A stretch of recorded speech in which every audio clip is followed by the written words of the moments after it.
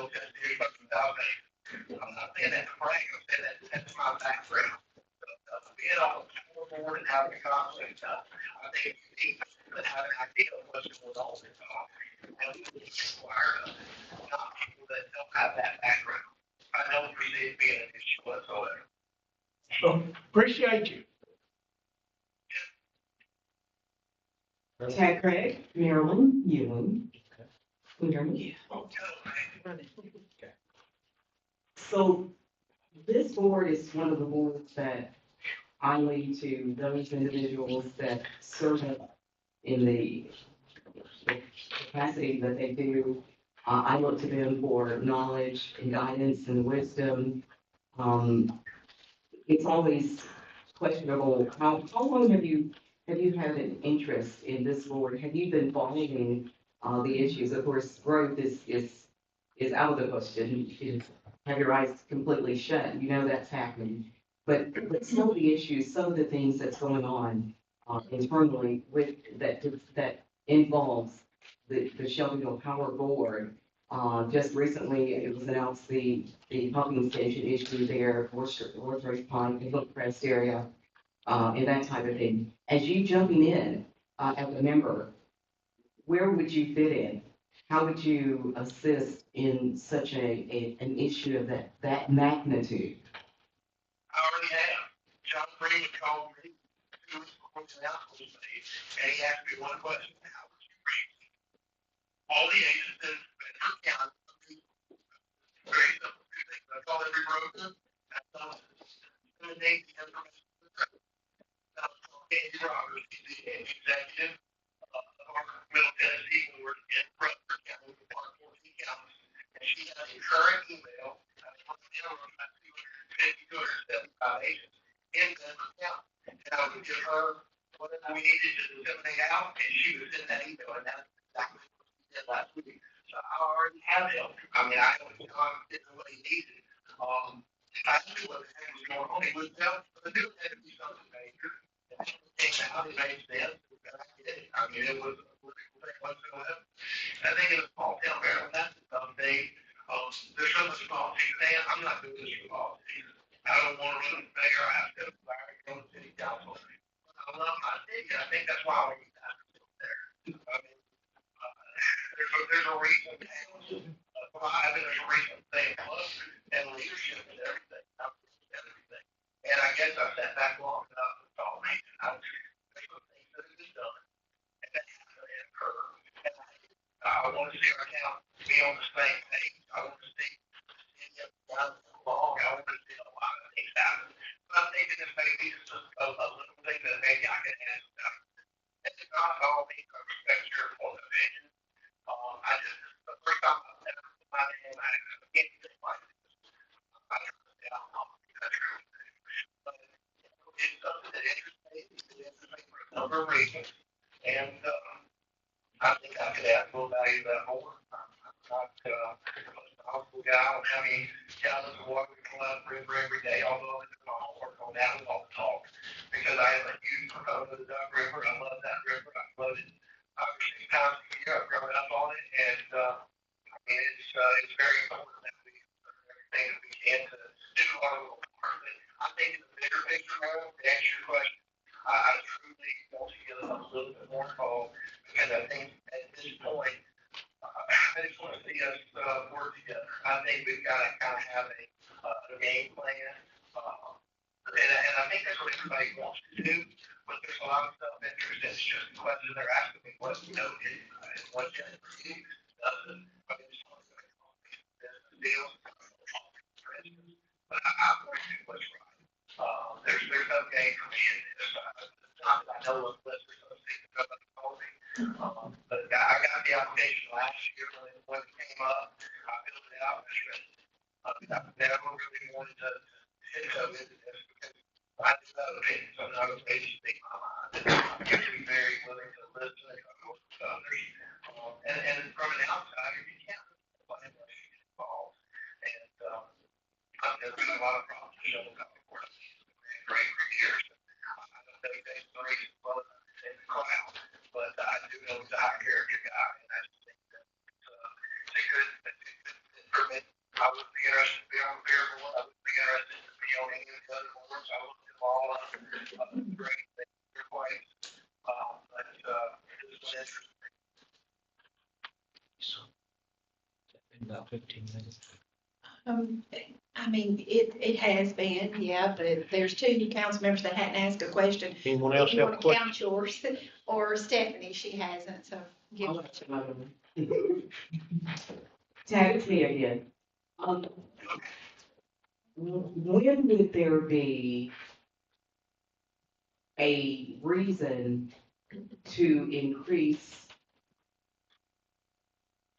rates for the ratepayers? What type of situation do you see that would need to be the case? If any, if any. I think there's always a time of elections going out of the board. I will say this, I don't know what your name is set up on the board, but I've already reached out to Dallas County, to Pulaski, however, because I do want to know these other cities, first what we're doing. I don't know any background, I really don't. Time and place, and you're gonna have to bring it, I think that's cool, because you know, but we're growing. You're gonna have to spend time to get run through school, and I'll hold you on what you got. I think that how many years ago, this one ran to Carolina Hospital. And I was not to that hospital going there. My dad sold Heritage Hospital, that land, he was a station for them, so I'm on that. We set the room, they asked me to get the board in, and I voted to set the room. The guy, Heritage, I'm begging him to look at that. It's the heart of our town, the heart, the life of our town, the center of our town. And I'm still like, because I'm going to have a heart attack, I'm going to go to heart, try all this stuff. I'm not just going to go to St. Thomas and Murfreesboro. So everything nobody did years ago, when that hospital was going, that we're going to have the ADA commission of the country. I don't know if the accounts for the across the farm. I think the mission of water distribution centers is, you know, that's a huge asset for our community. But everything's moving forward, and without that super, big enough, and then who's involved. So in hindsight now, there's a lot of money that's gonna have to be spent to upgrade. I know that there's a lot of projects in play. And I know that this thing out in the east side of town, the Southern Coast Moratorium, that's gonna cost millions of dollars. So I think there's this time, you have to look at the budget. Sometimes you have to research. I don't know the answer to your question, but I think when you start putting that kind of infrastructure out there, you get enough grants, you know, where nobody wants loans. I think sometimes you have to research. So I think that's. Hey, Ted, I am gonna ask a serious, I'm sorry. I am gonna be serious, I'm gonna ask a serious question now. How do you see the system's role in economic development?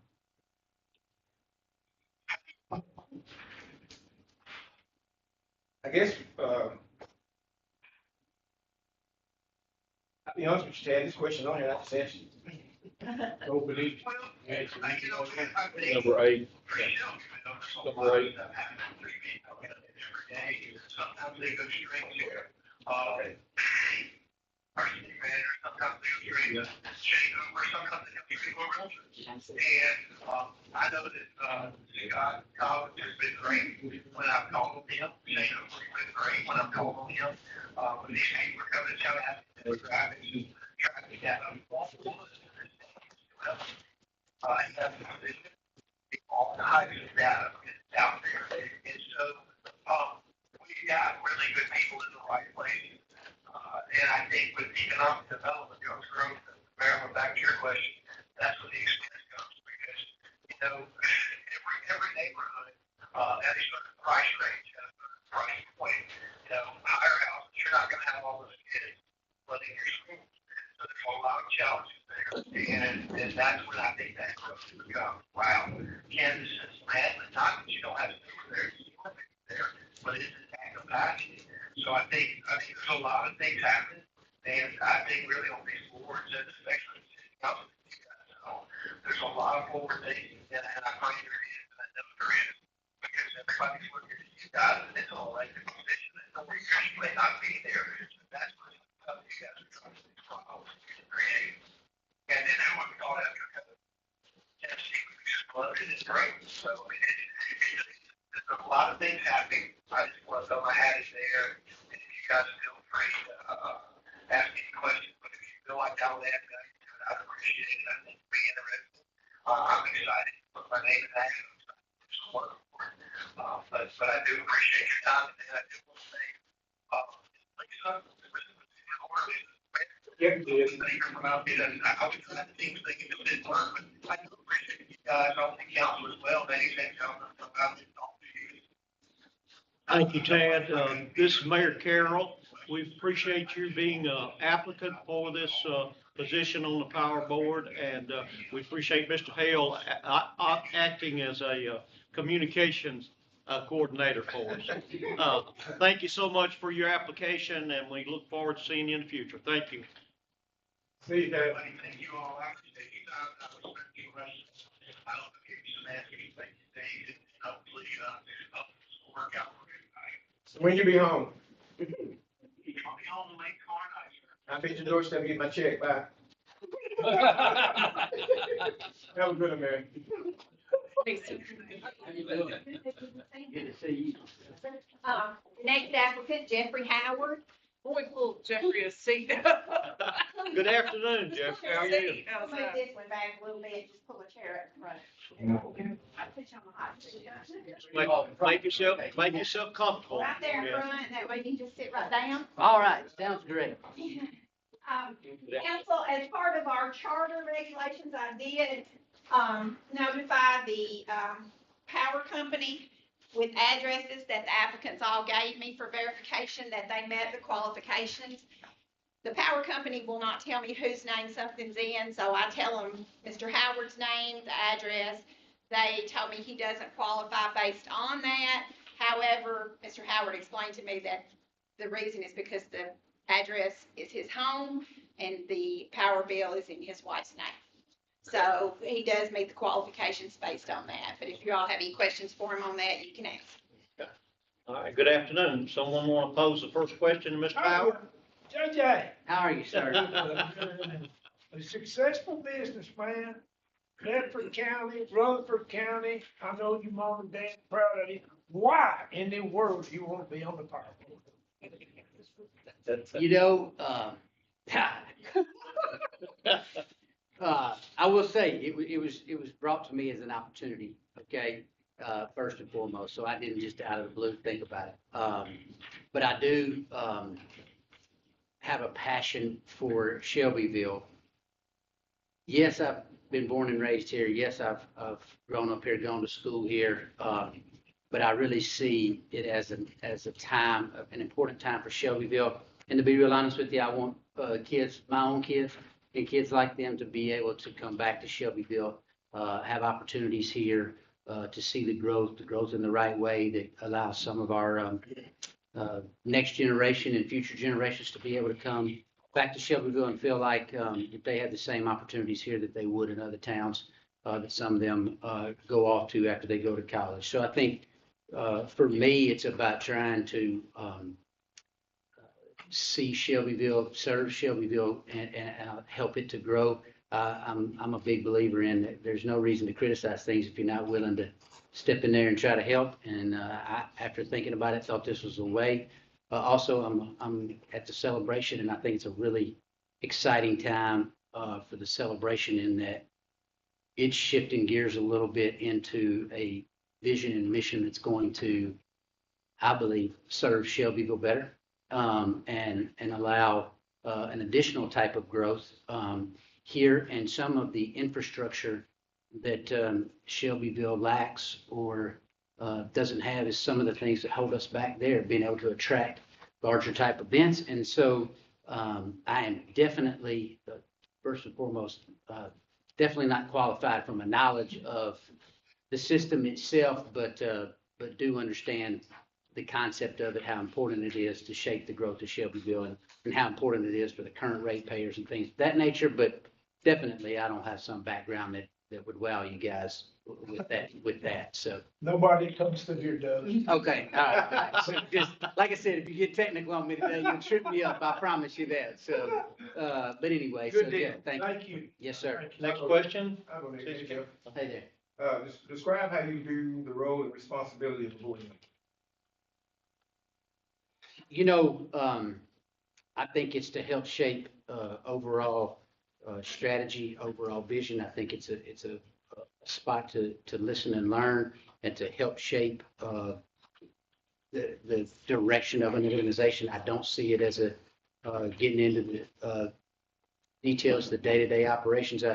Gary, I tell you, when I went on the trustees at Webb, we had a seminar on what was the role of a board member, a little bit different in that, but, and I thought that was right, is that we're high-level, directions and thinkers out there and trying to help the leadership, of that organization or of any organization, to fulfill their responsibilities.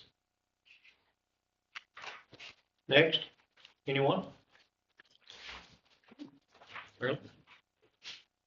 In the midst of everything happening, of course, the outburst of growth and so much going on. And although you said, Ford Trace Pond, the pumping station, things of that nature, those are sometimes unforeseen. And you can't help things from happening. But when big ticket items happen here, the first thing we think, okay, where's the money coming from? How are we gonna get this fixed? And the last thing we want to do, of course, is raise taxes. How do you mold all of these things that could happen, that does happen, along with all of the growth going on and such, still, take a gentle approach when it comes to those ratepayers and not increase? I mean, I think as a ratepayer, I understand the concept of what you're coming at us with in terms of you don't want to raise rates. That's the last thing people need. I mean, it's a time of inflation right now. It's a time that's tough for people. So I definitely think it is about balancing the resources that the organizations already have. Obviously, trying to plan for as best you can unforeseen situations and being able to, through responsible spending previously and responsible investment previously, being able to handle those.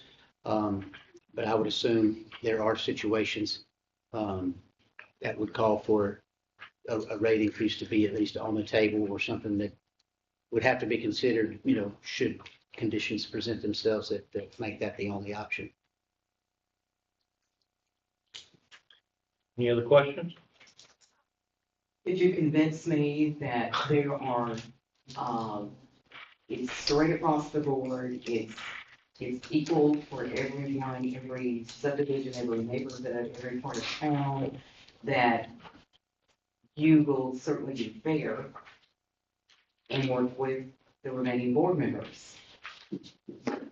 Oh, definitely. I think through my previous experience, I have demonstrated have the ability to understand many different viewpoints, those that are at times different than my own, and being able to understand the importance of what is best for all, not as what's best for just one group. So I definitely believe I would be open to, and have shown that ability in the past, to be open to recognizing that needs of certain groups or certain areas would be potentially different than others. And so I would definitely try to take a what's best for all approach versus what might be my personal preference or what I think.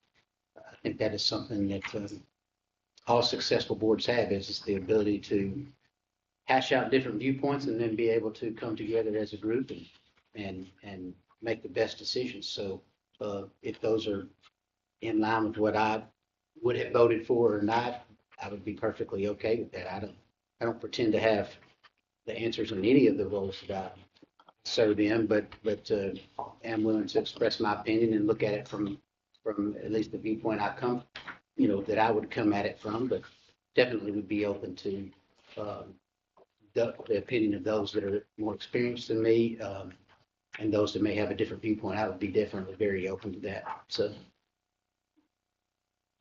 Feldhouse, you have a question? Yeah, I do. A lot of our questions are based on budgeting, auditing, financial management. How do you fit in as a board member? As I look at your resume, I mean, you've obviously got the Anderson Business Consulting background, not to mention your own family business successes you've been involved in the University of Tennessee bachelor's degree in logistics and transportation, but also working on the Tennessee Walking Horse Celebration. I know that's been a real struggle for years, not raising rates to Ms. Ewing's point in those kind of situations.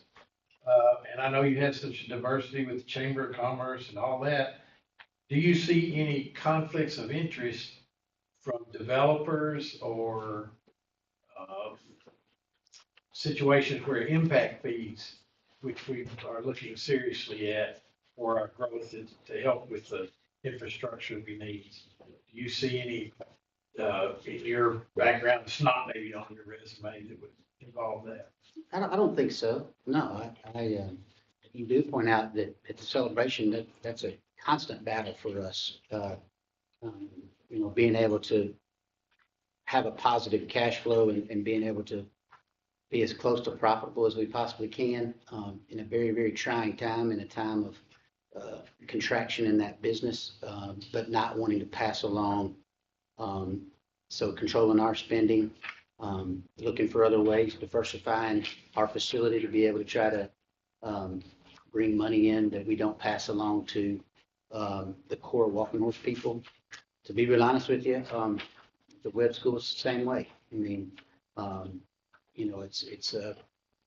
they're not as, we are not as just flush with money out there as well. So being able to budget and understand that when it comes to financial aid for students, as well as the total mix of the student population out there and how that also affects families and different individuals as tuition increases. I've probably been on the wrong side of that boat 2 years in a row. I didn't think we needed to raise tuition. Then again, I'm a current parent as well. So maybe I have a conflict of interest in that case. But definitely, no, I don't think I would have any conflicts there. Question, anyone else have any questions? My concern, of course, being with Duck River Electric all those years, it's 365 days a year to serve those customers. And not only do you have electricity, you've got water and sewer too. The infrastructure, of course, we just seen where $1.6 million was put into a pumping station, and then all of a sudden we've got a problem there. Do you have any problem catching the heat from all of the customers in Shelbyville when something goes wrong with the system? I'm qualified for anything. I've been there, Jeff. So catching heat is probably what I consider to be my primary job. My current, in some of my current board seats, as well as at our business. So no, I don't. I mean, I obviously understand that's a really tough spot for anybody that's in that position, and the ability to listen to people, allow them to voice their frustrations and concerns is I do think a quality that certain people are better at than others, and the ability not to be combative in any way, shape, or form, but to try to convey the factual situation as it exists, and then help those people to better understand maybe why things happen the way that they do. But yes, sir. So you can handle it. I think so. Like I said, I figured you could. I may not I be, knew financially and all this other, that you were ready for that, but the heat the heat of that would be okay. 365 day. Yes. Anyone else have any questions for Ms. Powell? All right, we appreciate your Thank you very application. Thank you for coming in. You got it. Thank you. Thank you. Thank you, Jeffrey. The next one is. Maybe That one, maybe it's what, 5:15. I'm not sure she's out there yet. Who's up next? Dewey. Okay. Oh, dude. And just so everybody knows, all of the other applicants just plain qualified, they're verified by Sheffield County. Okay, Good job, Scott. thank you. Got one gentleman, go ahead, sign it. Or it's public comment. Did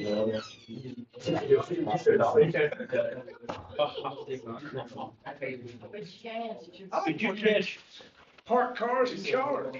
uh, Charge for parking. Pick up a little extra change.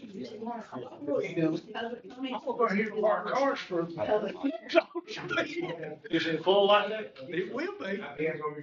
I expect, there's a couple of items on there that will have big crowds in it. I'm coming out. This is the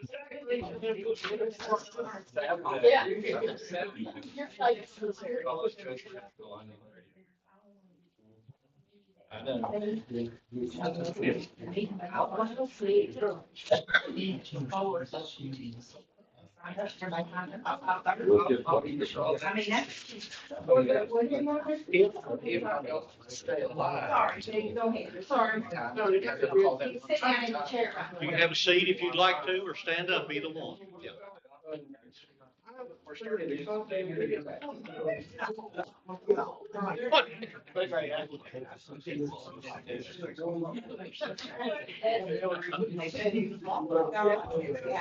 Yeah. I will when we start, but the meeting. Okay. Don't Need to create some kind of screen protector that does not leave fingerprints. You do that? I'd make a gazillion dollars. You would. Good afternoon, Ms. Mallard. How are you? Good afternoon.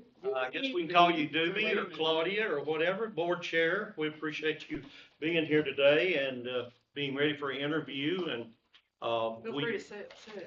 Check. Yeah, you can have a- Is one of the podium you can have a seat if you'd like, yeah. I was gonna offer that to you if you'd like. You need to do a stand-up. All right. First of all, would you just let us know how long you've been on the power board and your position on the power board at this time?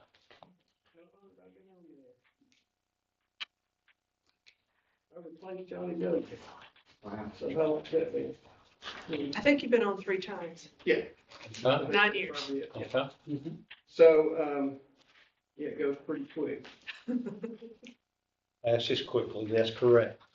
All right, we're gonna ask our city council members to pose questions to you, if you would, respond to those. Who has first question? To be, okay. Okay, let's take those 9 years and such. You've seen a lot of things. You've seen a lot of changes. Let's hit the hardest. What's the biggest bite from the time that you stepped in to what's going on today? The biggest bite,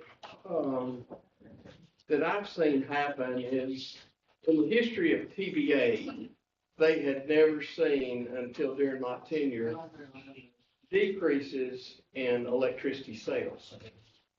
And that's due, 2 major factors caused that. One was LED light fixtures that reduced consumption by 90%. You don't think that's a big deal, but it's a really big deal. And it started out gradually, and then it just was a huge impact. And the other thing was energy saver appliances that affected energy consumption in the same way, that made, and this was why Bill Johnson was still at the helm of TVA. And it was such an impact on TVA that it caused him to stand back. And in the second year of a 30-year plan that they had just finished, say, we've got to change our financial outlook. And what they did, and it funneled down to us, and I don't know if Kate was on it when we did it or not, but we had to look strongly and say, our cost of providing the service, and I'm talking about just power on this one thing, but our cost of providing the service, employees, cost of equipment, supplies, materials, everything is constant or rising, and sales are declining for the first time in history since the 70 years of this part of the country having electricity. So what do you do? And what we did was, we followed TVA's plan and advice and really analyzed our system and said, this is what it costs us to run, and we've got to have a base service charge for the electricity to be at the meter, for you to be able to flip that switch and turn the lights on. We can't depend on profits from kilowatt hour sales, because they could decline at a lot faster rate at any time to keep the system afloat. So that's what we did. And I was pretty proud of the fact that we were able to do it. We did it through rate studies. We did it with professionals helping us, that could tell us, you raise your base meter charge to get it to the meter to this price, but you lower what you're charging you, the customer, for your kilowatt hours. So right now, it's revenue neutral. We weren't receiving any more money when we raised that base rate, but we wrote ourselves an insurance policy that we've got enough money coming in to keep electricity at the meter regardless of how much you buy. And so that's one of the biggest things. That was a big adjustment. It was a learning curve for me, because 3 terms ago, I didn't know a lot about utilities. It was my business to do a lot of studying and do a lot of homework and attend a lot of seminars and try to keep up with being informed about the decisions I make. Did that answer your question? Yes. Next question? I'm gonna, not gonna ask all this, because you had 3 terms, so you probably know this by heart. Just, since you've been at 3 terms, what would you say board's biggest accomplishment?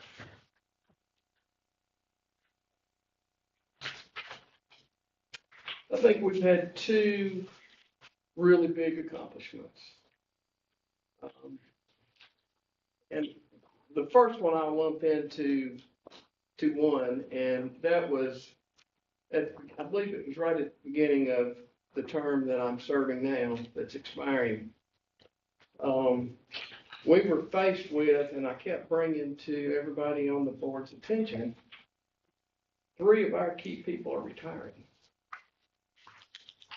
And that was Mr. Pruitt Marshall, our electrical engineer, Mr. David Crowell, our general manager, and Mr. Garrett Gordon, our chief financial officer. And that's 3 key positions that were going to be turnovers that was very important to replace with experienced, qualified. They had to be the right people for the stability of the system. And my goal was for that transition to be seamless, so that they left, the new people took over, and nobody ever knew it happened.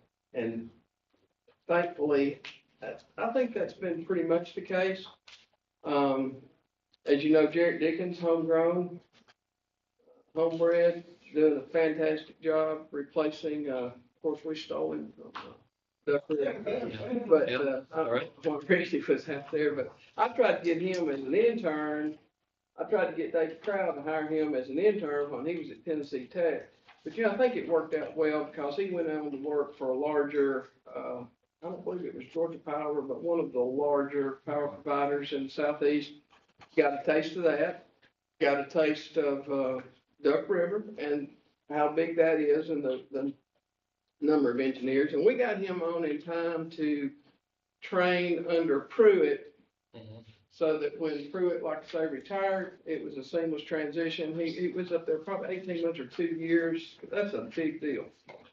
And Garrett Gordon, we got Jason Reese from Winnet Associates, who was the auditor for utility systems, who audited all the utility systems across the state, and maybe some even in North Alabama. But he was the auditor, so he certainly understood the workings from a financial standpoint, which I thought was very important to replace Garrett. And then he had much more than got on than David was retiring. And then, Jason applied for David's job, and, Jason being an auditor, knew whose work he had audited, that he wanted doing the work for our system, so he hired John Branscombe over, out of Lewisburg utility system, who lived about halfway between Lewisburg and Shelbyville, right down there at the county line, I think on the Exeter and Bear County side, but, so I'm really proud of the fact, to answer your question, that we were able to make that transition, I think, seamlessly, with very qualified, homegrown local people that are doing, I think, doing an excellent job. The second thing, that's the first thing that I'm really proud of for our board. And the second thing is the MTSU, so being us being able to find a way to provide sewer that was not existent to the MTSU flight school. As you all know, that's a $5 million price tag. And we had a piece of property that had no sewer, that for them to operate was gonna have to have sewer. And 231 is the east-west divider of the way the watersheds are. So just because you have sewer on the west side doesn't mean you can tie anything on the east side to it, because the west side flows west and the east side flows east. So I personally called Dr. Sidney McPhee and said, do you realize that we don't have any sewer to that piece of property? He said, you're kidding, right? And I said, no, sir, I'm not kidding. No, we need to find out how we get it there.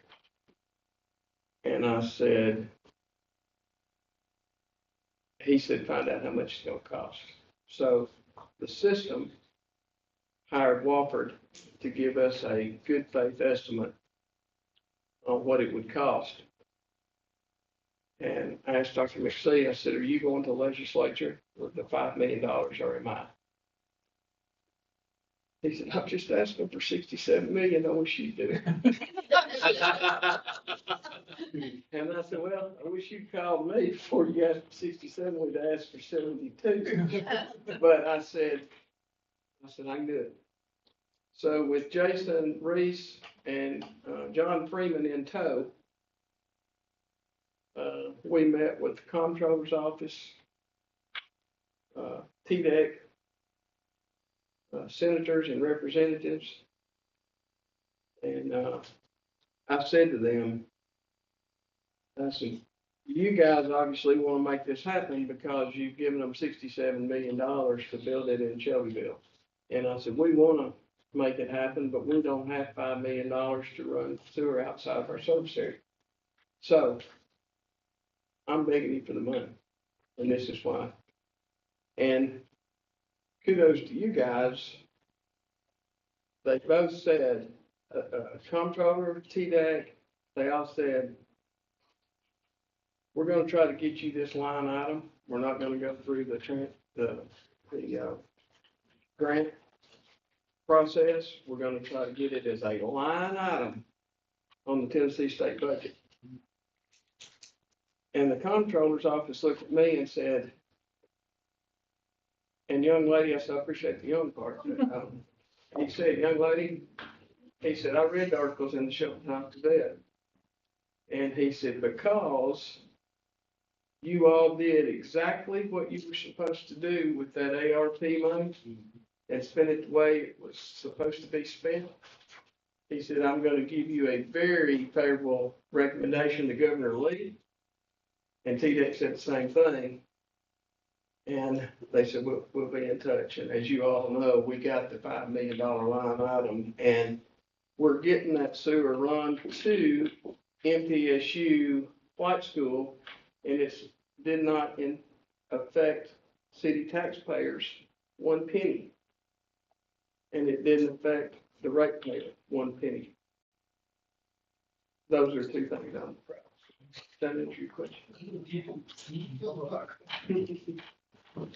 Any other questions? We got a couple more Thank minutes. you for your service. I've been there with you. You did. Yes, sir, you have. I'm good. I'm good. We've been through some good times and some bad times. We've had some fights, but That's right. you know, for the most part, I have to say, no matter the composition of the board, we've all tried to serve for the ratepayer, and that's what we're supposed to do. Debbie, I have, not necessarily a question this. I'd like to know your personal feelings on, the growth of Shelbyville and how this water situation is gonna affect. You know more about how much water we're gonna get, or are we gonna get more, or where we are? Nobody knows for sure, I know, Well, but just your opinions on what you think. I want to think, I could be wrong. Councilman Christie, I could be totally wrong. You've got federal government versus state government versus river keepers versus, and everybody's got their opinion on how much water everybody ought to take out of the river. I think Shelbyville Power has a very good leg to stand on making our case. And we have counsel retained that is specializes in this very thing. And I think we have a very good case. And 20 years ago, we built a water plant with a 20-year growth projection and was approved by TDEC and the state for X number of gallons per day. And this was all approved and for us to build this plant for this production 20 years ago. And we're not at the capacity, but, you know, Fish and Wildlife and maybe some others want to cut you back further than where you are. I don't think they'll be successful in cutting what we're getting. I really don't. But that's just, maybe that's hopeful. But I really don't think they'll be successful. I think Jason and all of the surrounding utilities are working very hard together to ensure that everybody's got water supply and try to go in its best. You know, everybody's not fighting their own fight. Everybody's fighting a common fight. I think a lot of people like to take sound bites and clips and make mountains out of molehills and get press and use it for scare tactics. I don't think we're there. I mean, I think we're pretty rock solid where we are. But time's gonna tell. I feel real comfortable about, I don't think the growth in Shelbyville is gonna be stifled by water supply. I just don't. Hey, that statement may be the worst statement I've ever made. Everybody has an opinion. Well, you know, you asked me for my personal opinion. I really have not been given reason to panic. I think there's reason for concern, but I don't think there's reason for panic. We've got a little sewer issue that popped up, on that, and yeah, I don't think that's a really big deal either. It may end up being a real big deal, but it could be as much as a sewer collapse, in one little section. In fact, I spoke to Jason yesterday and asked him if he heard any update on that. Of course, we self-imposed that moratorium. Am I right? Oh, yeah. Yeah. And then we appreciate your application. We appreciate you being here and giving us some knowledge. We do have other candidates out there. Okay. Thank you so much. Thank you for your work on it. Thank you so much. Thank you. It really has been an honor and a pleasure. Okay. Thank you. Urban, is he? He's out, He's out yeah, there. he's out there, I think. Just got started for her role. Yeah, see pictures, yeah,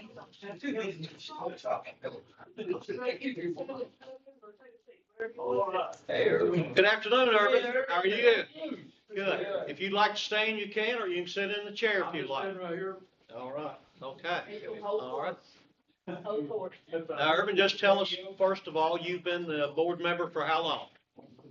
6+ years. I Okay. really enjoyed every minute of it. I enjoy working with the people up there, and we got a good, the system is good, we got some good board members now. We make some good decisions, I think that's good for the system, plus good for the ratepayers. And also good for the city of Shelby. Okay, thank you so much. We'll open it up now for our city council to, ask you some questions. You have about 15 minutes. You can see the counter there. Pretty much, I'll try not to talk too long. Yeah. He pretty much answered my question. I was gonna ask, why are you interested in serving on the board another term? Pardon? Why are you interested in serving on the board another term? Well, I've been in management for years and years and years before I retired, and I feel like I want to do something to help the community. And working with the Shelby Power System has been very enjoyable, and I enjoy working with them. And we've got a good system. Yeah. I've got plenty of experience from budgeting to directing people, so I enjoy it. That's the reason why apply for another term. Next question. What's the biggest thing that you've learned, and how would you really learn? Because you had to deal with it. Well, it takes, when I first got on, it takes you about a year to really get to know how the system works. And once you get that first year in, then you know how the system works. And I'll just give you an example. Our last meeting, the state sent us a notice that we need to check almost 10,000 meters for lead. And we had 3 bids, $5.5 million, $4.5 million, and $2.5 million. So we decided as a board to hire people here in Shelbyville, work for the power system, to do that work themselves and save all that money. So that's one decision we made. It wasn't a hard decision. It's just too much money from other people. So I guess the big people didn't bid that much money because they didn't want to start with. So anyway, we'll have the opportunity to hire some people to do it ourselves. Any other questions?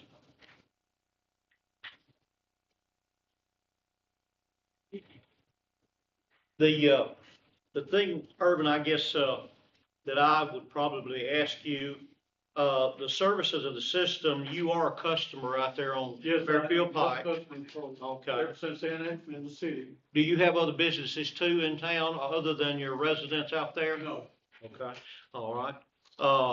Do you see a problem with, and we've asked previous people that we're interviewing, do you see a problem serving the customers, meeting the needs of the customers for the immediate future and for the 5 or 10 year future with Shelbyville Power System from what your experience? No, I don't.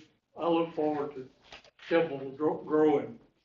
And if they grow, the system will grow.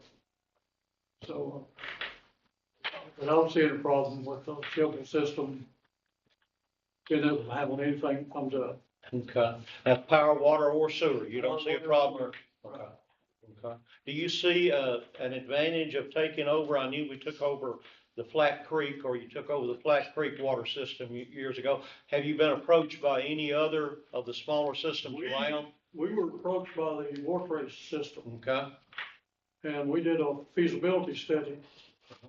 And we chose not to take over that system because they had about 55-60% water leak. Yeah. And we chose that it'd be a losing situation for us to try to take that over and repair all the lines and still would go in the hole, so we decided that would be a good move. And we just took the other over at no cost, just changed it over to us, so. Okay, okay. Who else has a question, please? Well, Mr. Miller. Let me ask you, same thing I asked you, because you've been on the power board for a number of years. And you've been sitting on the meetings with water and the regulation by the state and the government. What do you think our situation with water? How tight do you think we need to be? How conservative, or what do you think, where do you think we are?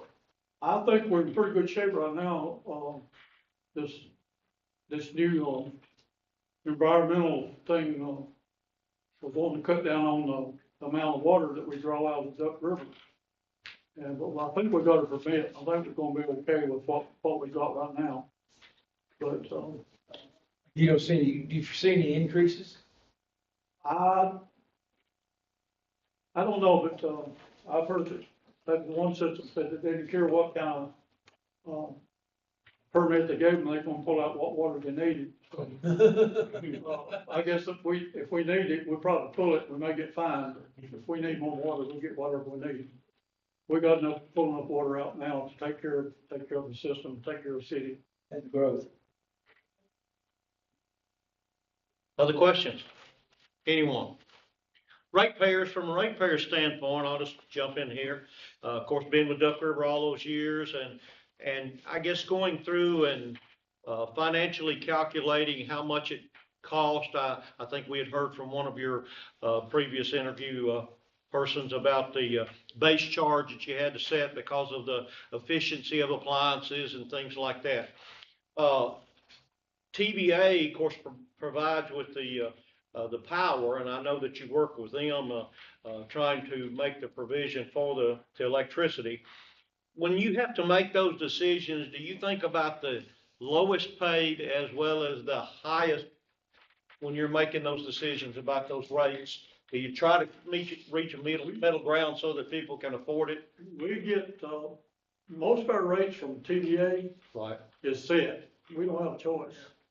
But we do what we have to look at the rates and as much as we can, so it's whether, like you say, the lowest Right. person to the highest. Right. And we keep the rates pretty reasonable.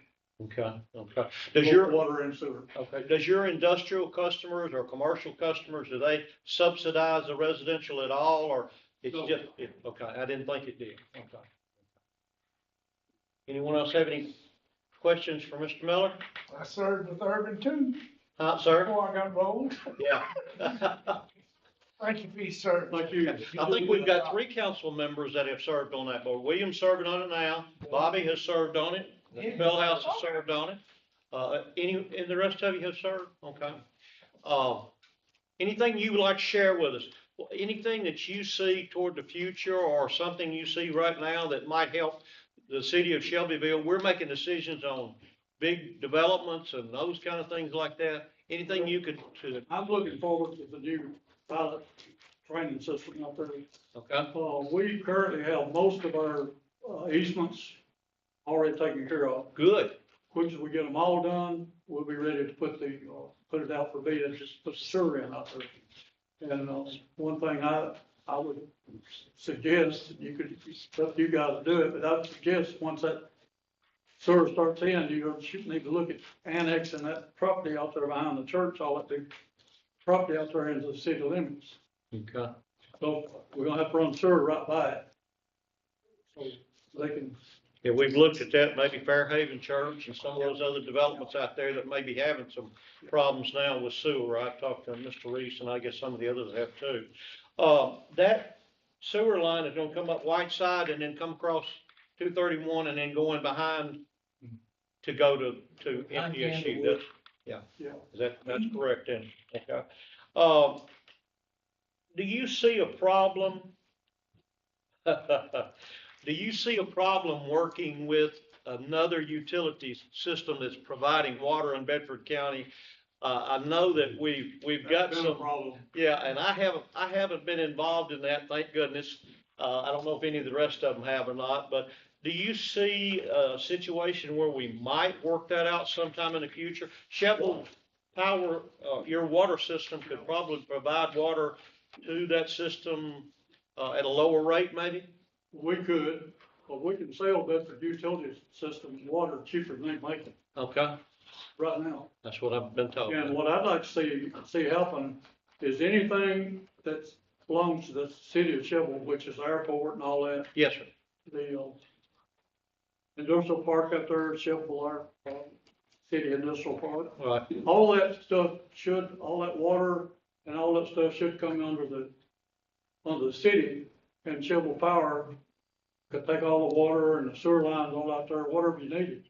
Okay. And Mike could even expand further on out, but we'd have to look at, annexing more property a little further out, 231. okay, okay. All right. The latest development on sewer with our pumping station that we put $1.6 million in, and we've got a problem there somewhere. That could probably be just a line crunched from development or something like that. And they're just looking right now to try to, I think they've kind of put a moratorium on it, for 30 days. Is that correct? Okay.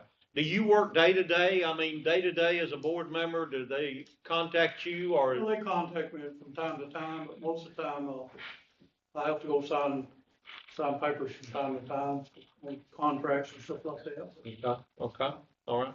You enjoy being on the board? I enjoy being on the board, and I get my minutes, like on a Friday before the meeting's on Tuesday, so I get my minutes, I go through everything on the minutes and check everything out. And, next month or this month, we got to go over our budget. Okay. All right. Okay. Any other questions for Mr. Miller? Thank you so much, Irvin. Thank you. Anyone? Thank you. Appreciate it. Have a good evening.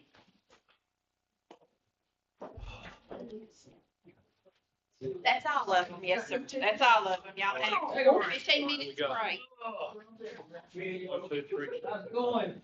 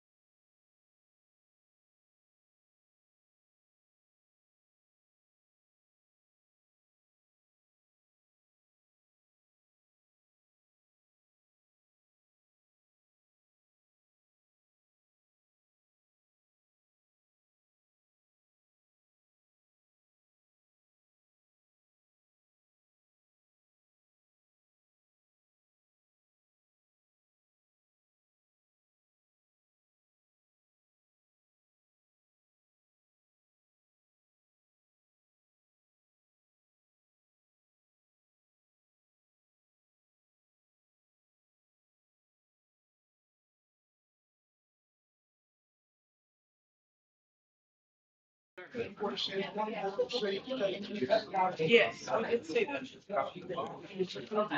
I'm sorry, I just got plenty. They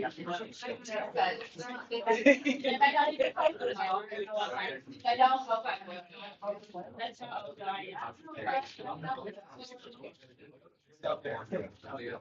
it's been a few years, yeah. Yes.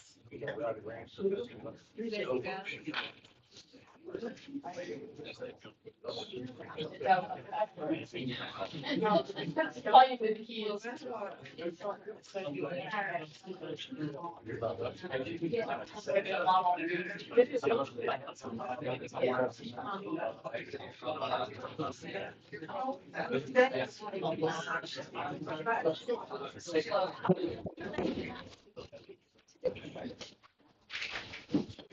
I want to call this meeting to order. This is the City of Shelbyville Mayor and City Council regular City Council meeting. It's May the 9th at 6 p.m. We want to begin our meeting on time. We're going to ask our police officer, if you would come forward and read our instructions for tonight's meeting. Thank you.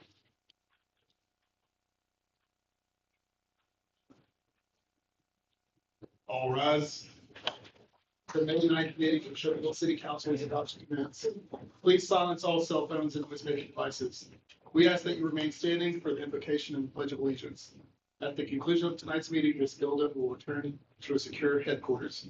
We ask that if you have any business to conduct following the meeting, to do so within 5 minutes and depart from the building forthwith. Thank you, officer. Appreciate it. Pastor Lopez, our Shelbyville Fire Department chaplain, Pastor Lopez, is going to offer our invocation tonight. Pastor. All right, thank you, Mayor and council members for this invitation. It is an honor to be here tonight. If you bow your heads with me. Lord Jesus, we love you. We thank you for your love. We thank you for your mercy and your grace. It is so amazing. And Lord, we thank you for the great protection over our city last night. Other communities are hurting and suffering tonight, and our hearts and our prayers are with them. But we give you thanks for the covering and for the hedge over our city. Lord, tonight we ask for that there be wisdom. You have instructed us to seek wisdom. So in this meeting for the city affairs, I pray, Lord, that there be wisdom. I pray that there be understanding, unity, and patience in this room for the betterment of our community. Be thou glorified in everything, Lord, we do tonight. In Jesus' name, amen. Amen. Thank you, Pastor. If you would join me in the Pledge of Allegiance. I pledge allegiance to the flag of the United States of America and to the republic for which it stands, one nation, under God, indivisible, with liberty and justice for all. You may be seated. I'll ask our city recorder, Ms. Smith, to read the roll call, please. Yes, Mr. Mayor. Councilmember Christie. Here. Councilmember Ewing. Present. Councilmember Feldhouse. Here. Councilmember Hale. Here. Councilmember Isaacs. Here. Councilmember Turnbow. Here. Mr. Mayor, you do have a quorum. All members are present. Okay, thank you. All right, on the adoption of the agenda, we do have an amendment to the agenda. There was a small mistake there. If you'll look on your appointments for the board, for the Shelbyville Power Board, that's the next to the last item on our agenda. It should have 2 seats instead of 1. Should have the word 2 instead of 1 right there. Now, what I'm going to ask for is I'm going to ask for a motion to amend. Do I have a motion to amend the agenda? Motion. Okay, do I have a second? Okay, all right. All in favor, say aye. Aye. Okay, any opposed?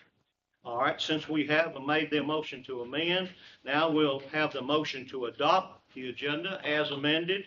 Do I have a motion on that? So moved. Do I have a second? Okay, I think we had 2 on that one too. All right, all in favor say aye. Aye. Any opposed? All right, thank you. All right, the next item is the city manager report. Our city manager, Scott Collins, will give us that report. Scott? Oh, I'm sorry. I've skipped an item. Thank you. Our attorney has pointed that out to me. Public comments. Do we have anybody listed on the public comments, Lisa? Yes, Mr. Mayor, we do. The first name is Susan Sutton. Okay, Ms. Sutton, come forward, Ms. Sutton. you'll come to the podium. You'll have 3 minutes to speak and address the council. The rezoning of Jennings Lane is your item. Yes. The timer will start when you start speaking. Hello, my name is Susan Sutton, and I'm a lifetime resident of Shelbyville. I live in Garden Gate subdivision for 10 years. Before you, you should have 2 petitions. One petition, I went around door to door. I talked to everyone in my neighborhood that I could get to home, up and down Jennings Lane, surrounding areas, about the rezoning of this property. I did not meet one single person that is for it. Everybody wants to keep it R1, to keep with the integrity of the surrounding area. I did an online petition that I had up for 4 days, and total I had roughly 300 signatures of people opposing this measure. If it is rezoned R2, we don't really know what it will become. Mr. Ross is not going to be the developer. He's going to sell it. If it goes R2 and someone gets a hold of it, then they'll have full reign. They will be able to do what they want to. They will be able, that falls within the guidelines of R2 development. And we don't want to risk that happening. This is the most beautiful piece of property in all of Shelbyville, and we want to try to preserve it as much as we can. So we're asking you, on behalf of all the people that have voted on this petition, to keep it R1, to consider their voices and keep this R1. Don't let it go R2. If they do that and they stay within the guidelines of R2, then we'll have to look back with regret of what maybe it will become. So please take into consideration and vote to turn this down. Thank you so much. Thank you, Ms. Sutton. All right, Lisa, the next person on the public comment. As Ms. Sutton spoke against the item, I have to ask if any of the other names on this list are opposed, have the opposing view to that. So they would be for the item. That would be Leah Kelly. You're next. Do you have an opposite view, Ms. Kelly? I also oppose. Okay. Mr. Cruz, are you also in opposition? And I'm sorry, Ryan Richardson? Yeah. Opposed also? Okay, so then we'll go back to going in order. So that would be Ms. Kelly.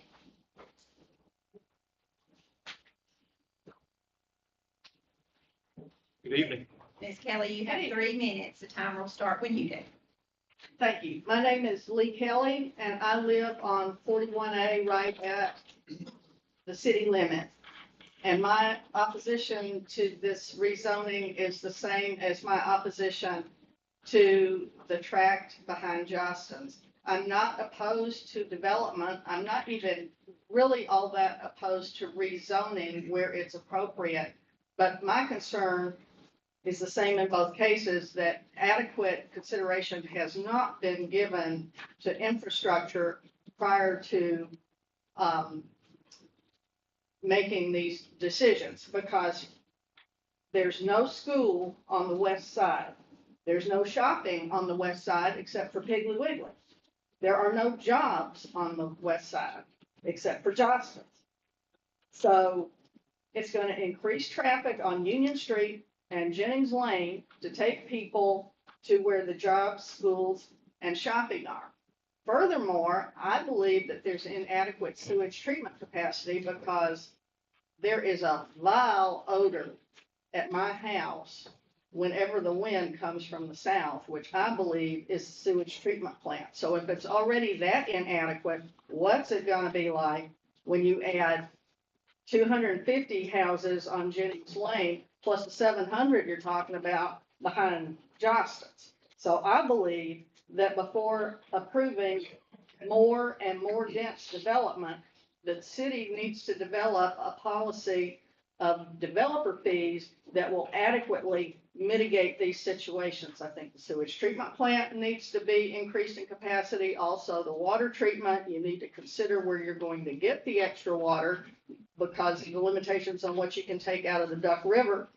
You need to widen 41A, and I realize that's a state. You need to widen Jennings Lane, and you need to do something about educating the kids who are going to live in these houses. So either build a school on the west side or do something to approve charter schools so that people can open publicly funded charter schools in non-traditional locations to handle the increased load that you're going to have from these families. Now, once again, I am not opposed to developing new housing for the residents of Shelbyville and Bedford County because I know that there's not enough that's affordable.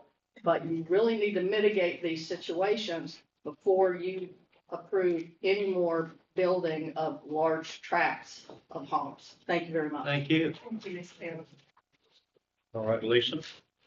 Okay, the next speaker signed up is William Cruz. Mr. Cruz? Good afternoon. Good afternoon. William Cruz, I've been a resident of Shelbyville all my life, lived at 204 Jennings Lane for about 22 years. My wife and I first moved to Jennings Lane, there was 5 houses in the subdivision. Now there's probably 100. And if we put another R2 development across the road from where we live, the traffic is going to be horrendous.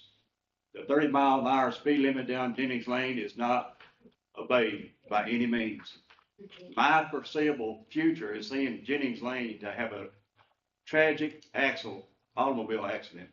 Traffic is flying down the road, no shoulders on the road, and some cars is going to go off the road and either have a definite fatality or a serious accident. Not only that, when they speed down Jennings Lane, get down there to the end of it, to Shaw Road, there's a stop sign down there, which a lot of people don't even know. And Bobby Boyce owns property down there. And since we've lived there, I can probably count on my 2 hands how many times vehicles have run through Bobby's property down there to the point where he had to take a gate down and put up a stopgap in his property. Not only is that for the speed limit and the traffic flow, we're a cut through, like the previous lady spoke for, we're a cut through for Johnston's and for Morelli Industries. Good. But here's another thing. The trash they leave and going from job to job. I have personally went out there and picked up 10 bags of trash on Jennings Lane alone. And that's just where the cars are using to access the road from Murfreesboro Highway to 41A. Thirdly, I think if we go with an R2, we can put R1 as a facade in front of on Jennings Lane, but over behind the R2 is going to devalue the property, not only in front of the R2, but also our property that's been in there for 22 years now. Thank you very much. I am definitely opposed. Mr. Cruz. Lisa? Yes, Mayor. The final speaker, Ryan Richardson, maybe? Yeah. Thank you. I'm sorry. It's a little hard to read it. I know. Good afternoon, Mr. Richardson. How are you? Good, how are y'all? Well, I live on Jennings Lane. I've been there, and this property is actually in front of my personal home. I've been there 18 years.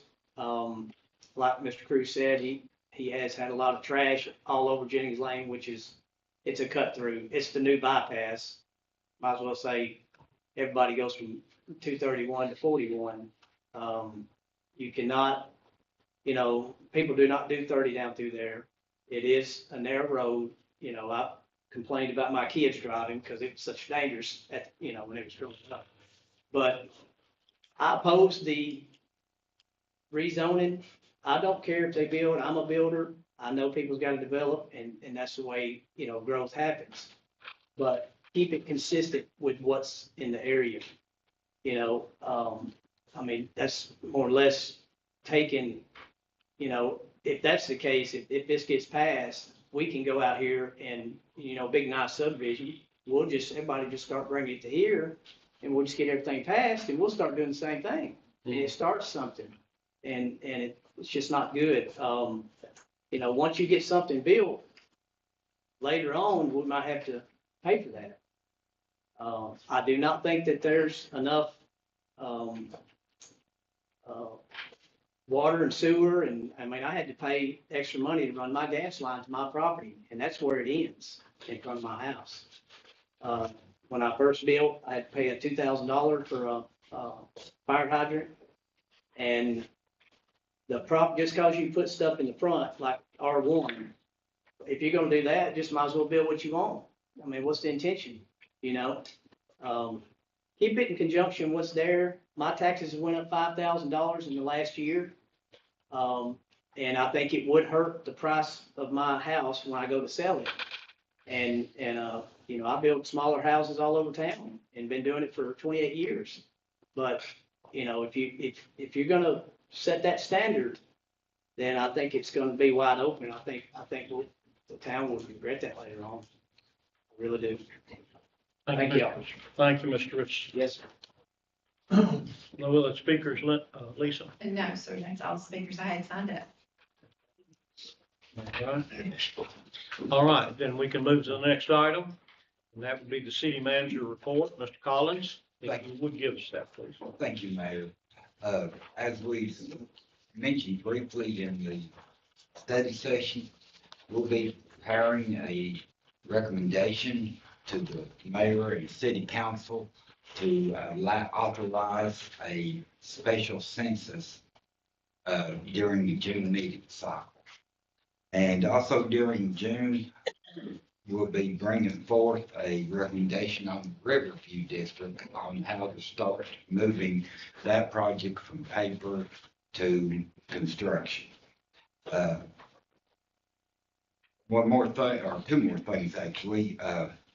Just want to commend our city treasurer and all of the departments on working so hard for the budget. And the goal is to have it in your hands by May 15th and give you time to review it. And in June, it's going to be very busy working on the budget. And lastly, just want to compliment the mayor and city council, Vice Mayor Christie, and our cemetery sexton, Ben Chapman, on an exceptional ribbon cutting yesterday. The weather wasn't as cooperative as we'd hoped, but it was a good turnout, and it is going to be something the city can be proud of. Thank you all. Thank you, Scott. All right, the next item is consent agenda. All items in this portion of the agenda are considered to be routine and non-controversial by the council and may be approved by one motion. However, a council member may request that an item be removed for separate consideration. First item is approval of the city council minutes of the following. A, study session of March the 5th, 2024. B, study session of April the 2nd, 2024. C, regular meeting of April the 11th, 2024. Okay, and the next item is accept all monthly reports for the month of April. C, accept treasurer's report for the month of March. D, approval of accounts payable for the month of April. E, approve and authorize the mayor and city attorney to sign the engagement letter with Gwinnett Associates, PLLC, for audit services for fiscal year ending June 30, 2024, in the amount not to exceed $37,000. If a single audit is needed, it will be an additional fee. Okay, F, approve and authorize the mayor and city attorney to sign a professional services agreement with Retail Strategies, LLC, to provide consulting services to oversee the Placemakers Grant for small business support. The cost to the city will be $5,000. All right. G, authorization to purchase a 2024 Chevrolet Equinox for the police department CID from Wilson County Motors, Lebanon, Tennessee, through Tennessee statewide contract number 209-80068 The total purchase price is $30,445 to be paid from capital funds. There was an insurance settlement in the amount of $21,269.67 to offset this purchase, and that vehicle was damaged in an accident. Isn't that correct, or totaled in an accident? And then on that previous one on F, most of you know that grant is $50,000, and we only have to pay $5,000 of that for the retail strategy. Okay, does anyone wish to remove any item, or do you have something to say, Scott? Mayor, may I make a comment and point of possible correction on the auditing contract? I believe that should be fiscal year 2025. Yes, that's correct. No, it's not, we're currently in. Is it? I thought you meant $25,000. It's for this year that's It's for coming. the So current it year is we're for, in. No, it'll be the next audit, so it'll Okay, be 2004, It'll be, yeah. 24, It 25. just seems like we have an audit every day. In your world, there is. No, it says for fiscal year ending June 30th, 2024. Right, they'll be auditing that in next year's time, so it should be 24, yes. But it's for the year that we're currently Yes, in, so yes. that is right. oh, my Okay. mistake, I didn't budget. Yeah. Hey, I'm spending too much time. I agree. I concur. I will talk to you about that after the meeting. My mistake, I'm sorry. I was just going with it, Scott. I'm moving. That's okay. Are we clear? Okay. Okay, anyone else, wish to remove an item or add to? Okay, if not, I'll ask a motion to, as I read those, approval of that. Do I have a motion? So moved. Do I have a second? Second. No discussion at all? Anyone have any discussion at all? There is no discussion. Okay, roll call vote? Councilmember Feldhouse? Yes. Councilmember Ewing? Yes. Councilmember Hale? Yes. Councilmember Christie? Yes. Councilmember Isaacs? Yes. Councilmember Turnbow? Yes. Thank you. Okay, that's approved as read.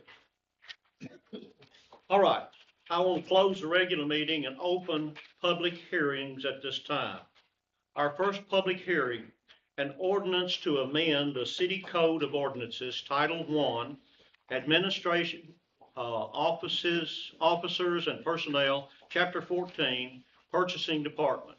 Purchasing procedures to repeal any and all ordinances in conflict herewith and providing for an effective date. Do we have any speakers for or against that?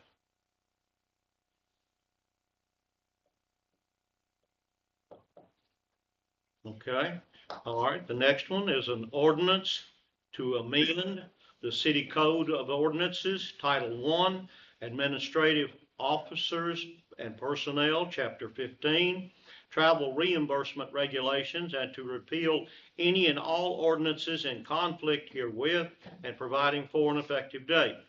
Any speakers for or against that? Okay. The next item is an ordinance of the Shelbyville City Council to amend the City Code of Ordinances, Title 8, Health and Sanitation, Chapter 10, Sewer Use Ordinance, Section 2, General Sewer Use Requirements, Subsection 2.1, Use of Public Sewers, and Appendix A, Pollutant Perimeters. Any speakers for or against that? All right, at this time, I will close the public hearing and open the regular meeting. Go back to the regular meeting. At this time, I'll ask for a consideration of a motion to allow city attorney to read captions only on ordinances and resolutions. Please, give me a motion on that. Motion. All right, do I have a second? Second. All right, all in favor, say aye. Aye. Any opposed? All right, we'll ask our city attorney, Ms. Schaffner, Ginger, if you would read the old business ordinance. Yeah, your item A is an ordinance to amend the City Code of Ordinances, Title I, Administration, Officers and Personnel, Chapter 14, Purchasing Department, purchasing procedures, and to repeal any and all ordinances in conflict herewith, and providing for an effective date. Okay, do I have a motion on that? To approve. So moved. Do I have a second? Second. Okay, have a motion and a second. Any discussion? Mr. Mayor, Yes. is this the ordinance where we were, moving around our limits for departments and such? The wording is a little different from our study session, is that correct? Because didn't it Scott, have you to- want to address that you question? did not have to figure Is it this out? like the 15,000 to Not on the caption. increase in that? In the body of it, it does have the increases, recommended increases. And they go from elevating it to 1,500 for non-emergency purchases up to 5,000, and throughout all the way up to where the bid threshold would now be 50,000 once it's approved by city council in the budget. And it was previously 15,000, is that correct? Yes. Okay. Everybody understand what we're talking about? Good question, Councilmember. Thank you. Any more discussion? Anyone? So anything above 15 grand has to come to the council for approval currently. What will it be if we pass this 50? 50. Technically, all of it comes before the council because it must be in the budget. Oh. Or we'll bring it to you in a special motion.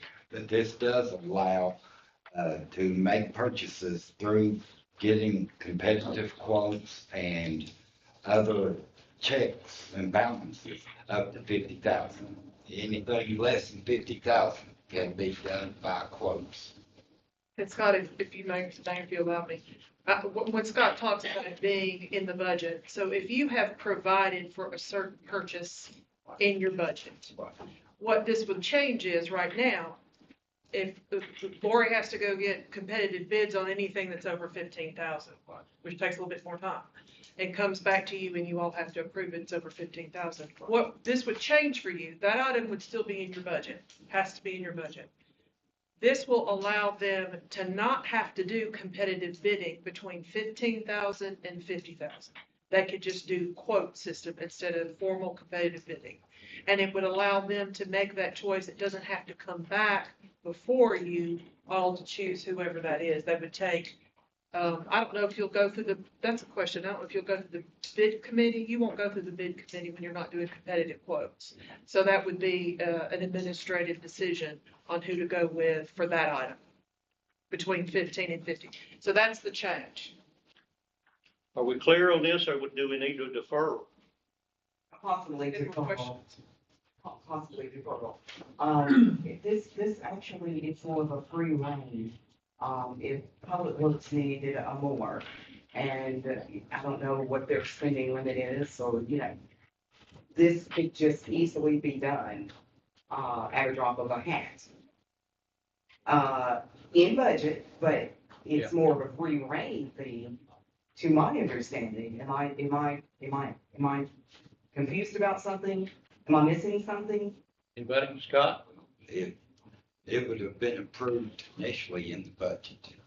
And then all this does is cut down staff time. Instead of waiting 4 to 8 weeks to go through the bid process, we can get the competitive quotes, compare it with the budget, make sure we're within the city council approved budget, and do it.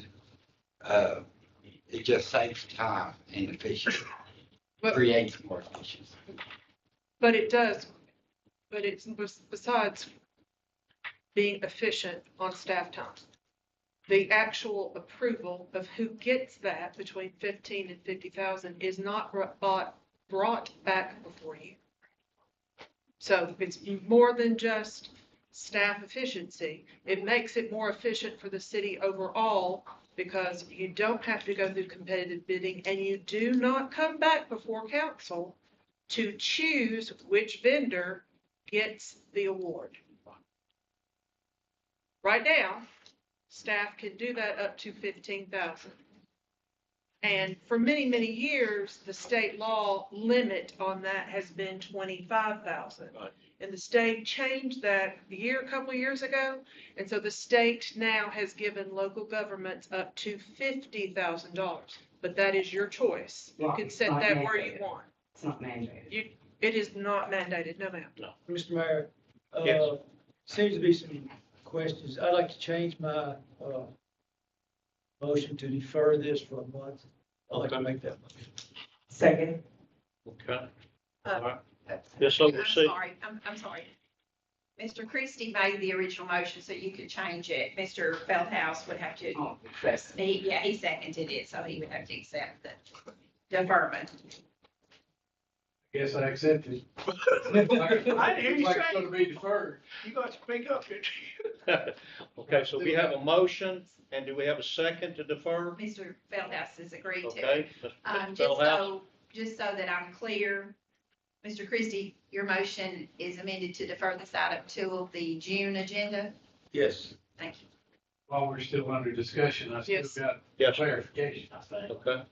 It looks like to me that the department heads, for Ms. Ewing's example, only goes from 1,500 to 5,000. Right. That is correct. So they're not gonna run out and buy $49,995 more. Right.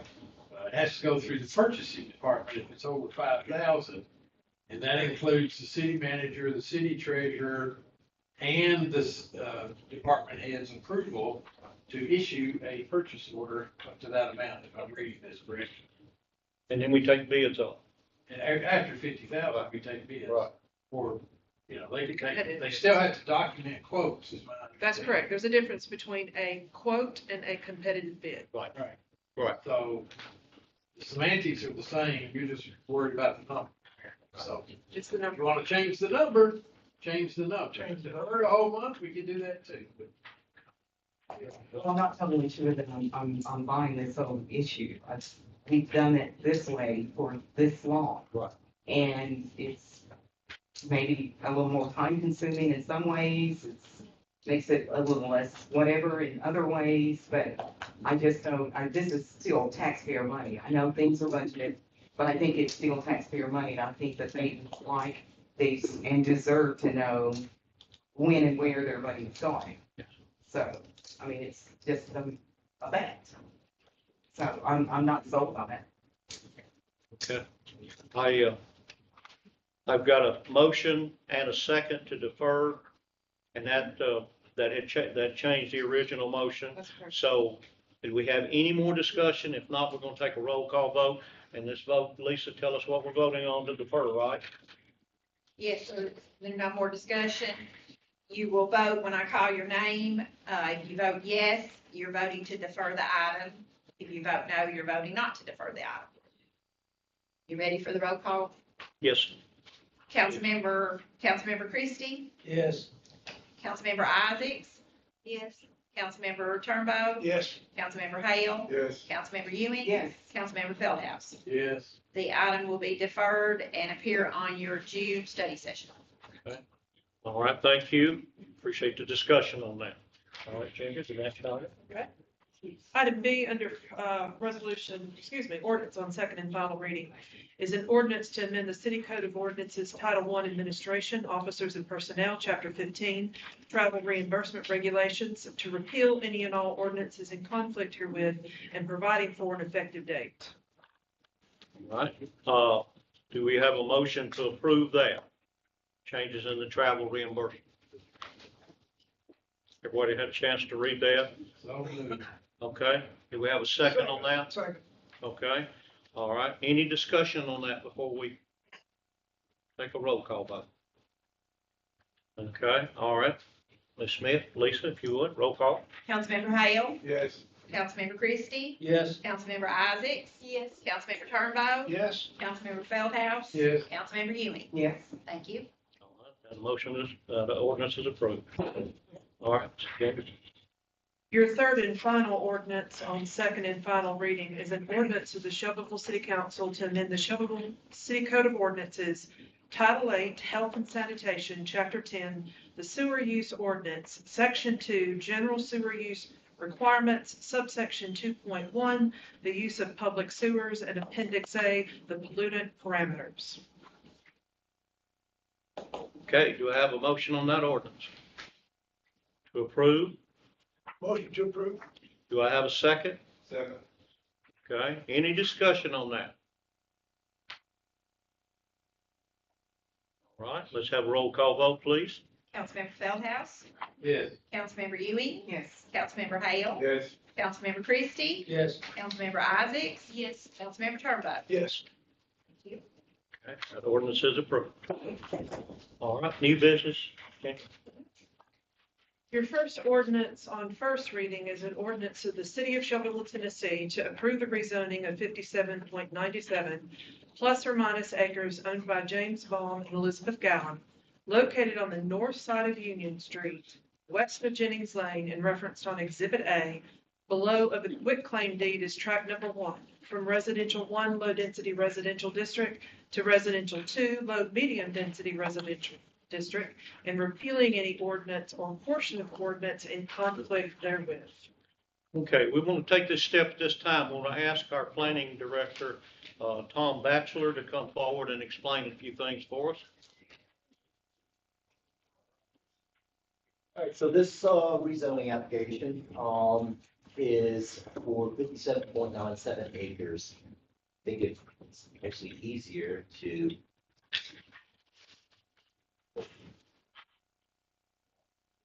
let's go to,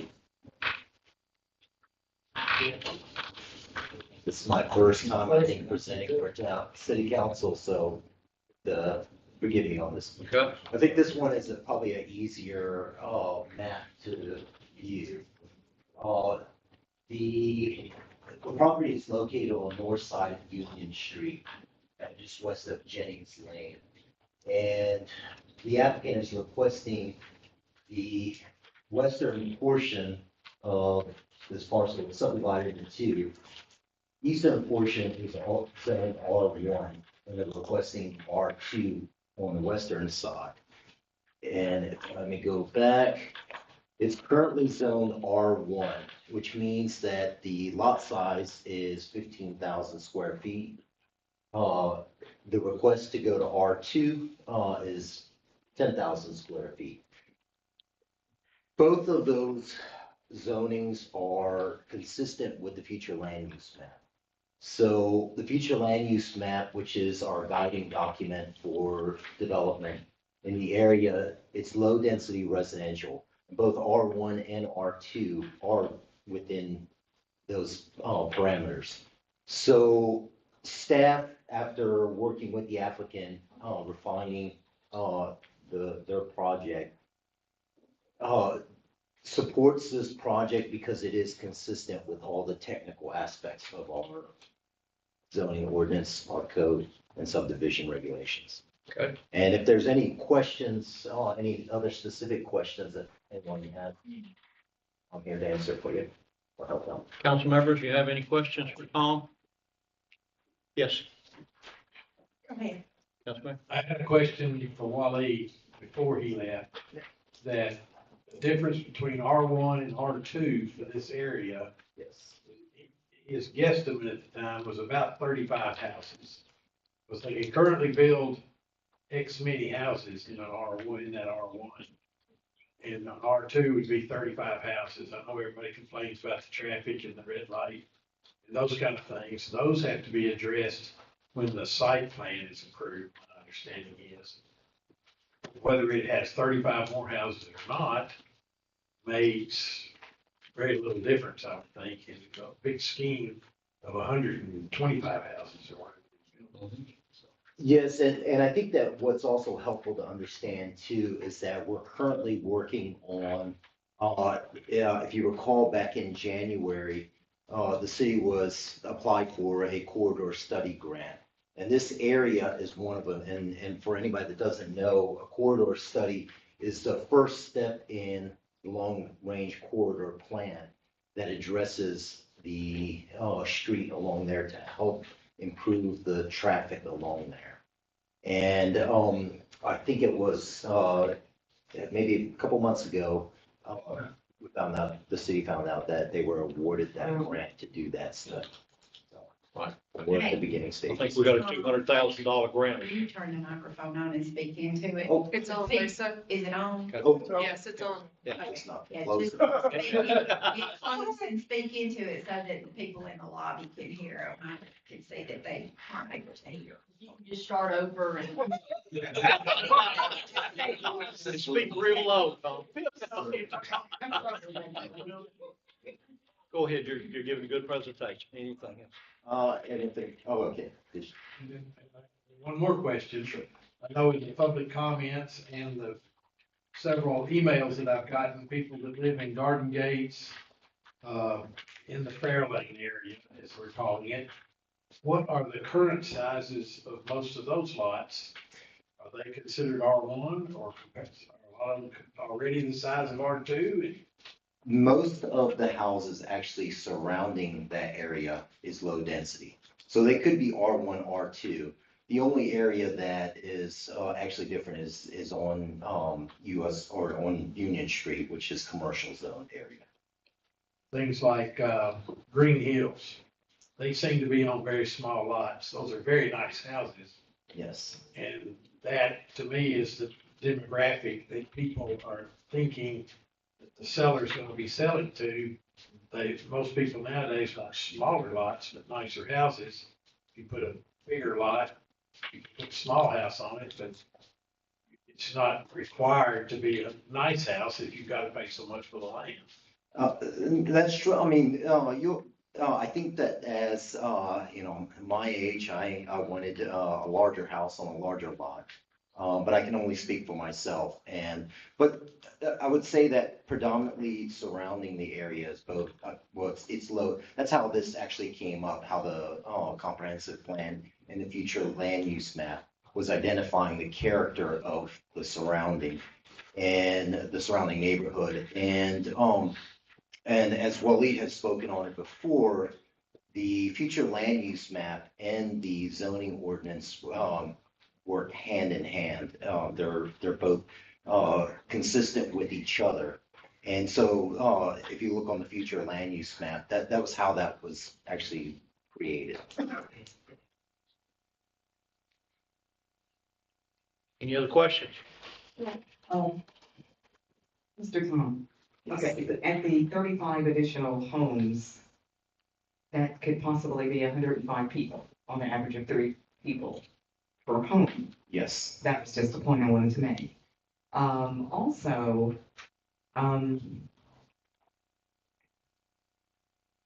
losing train of thought, but with all of the comments and as Mr. Bellhouse has mentioned, the emails, even if this passed as R2, at what point, or is it mandated? Is it mandatory to this developer or whomever to do certain things such as turning lanes, such as the other bells and whistles, which is not going to lessen any cars on the road or traffic or how long it takes one to get back on Union Street. But after R2 is done, how much weight or how much power does this body have or someone to make sure it's as comfortable as it can be? And it's only a question for the record. Sure.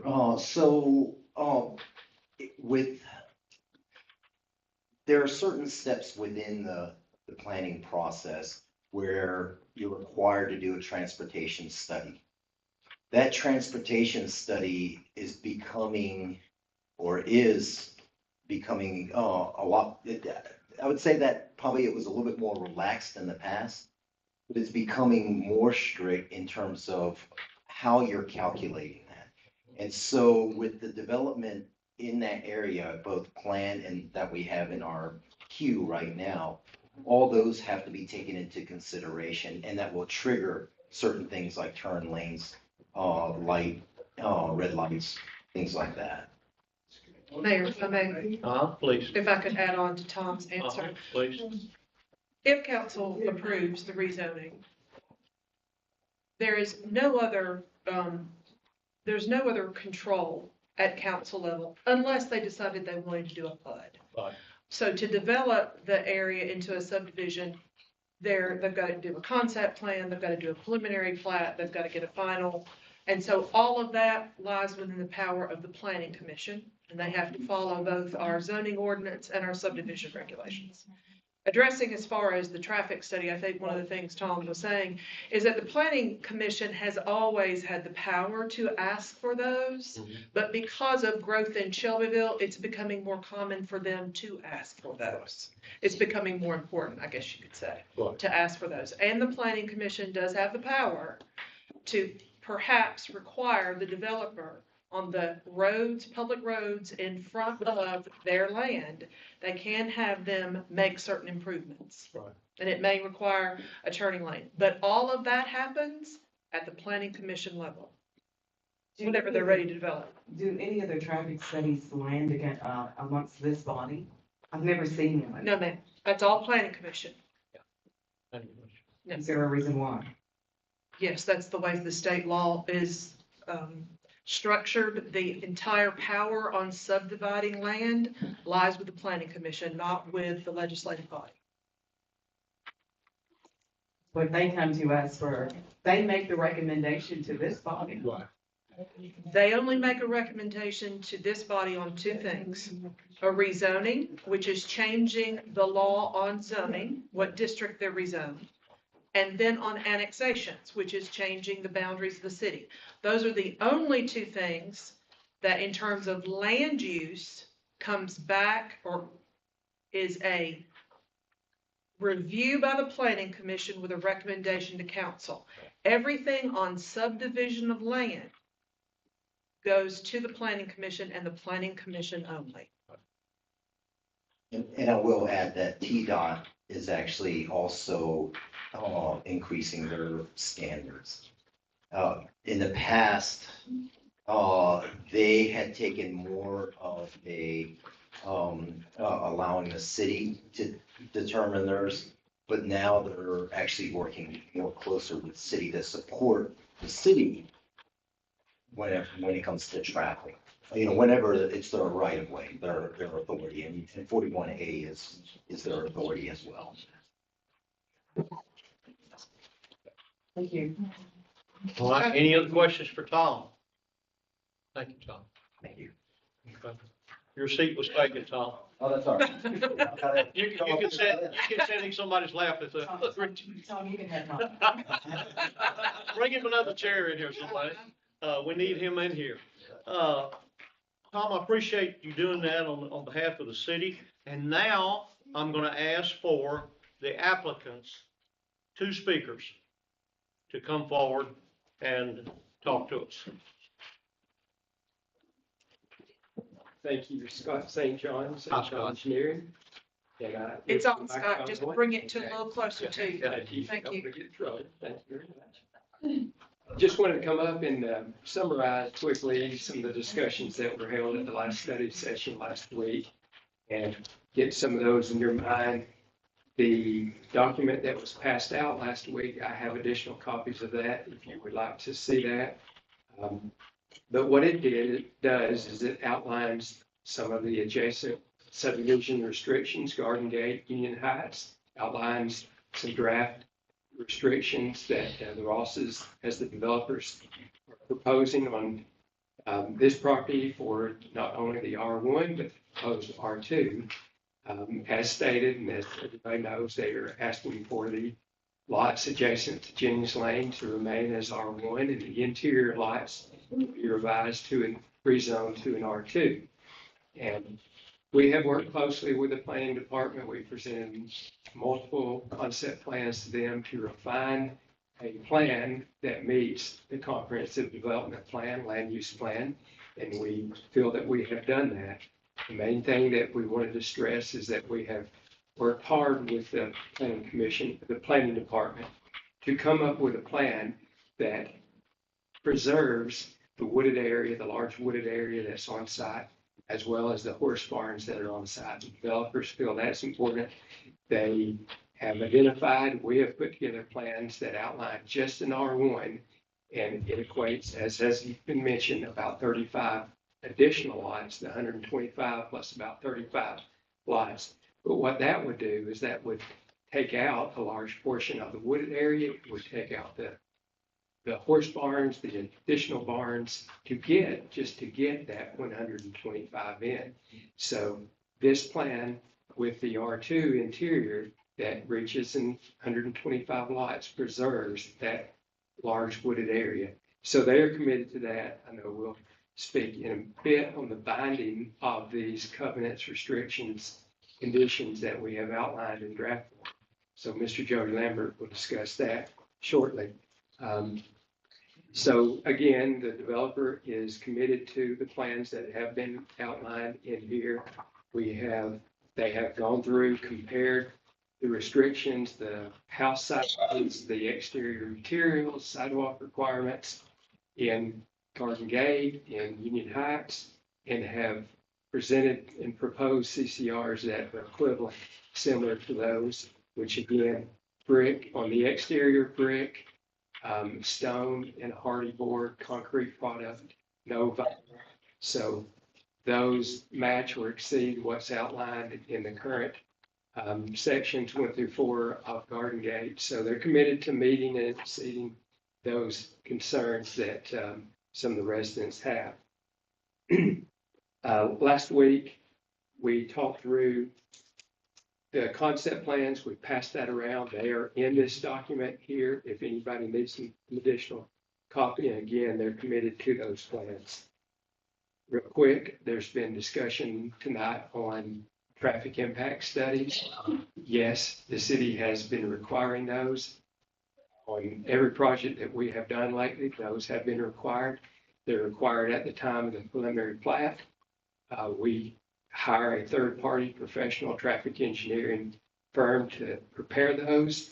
All of those firms are certified and do a lot of TDOT, traffic TISs, and those will provide recommendations on the off-site streets, infrastructure, intersections, and the city has been requiring that those recommendations be adhered to, and more so that the developer typically has been paying the price for those traffic improvements. So that will be assessed at the time of the preliminary plat.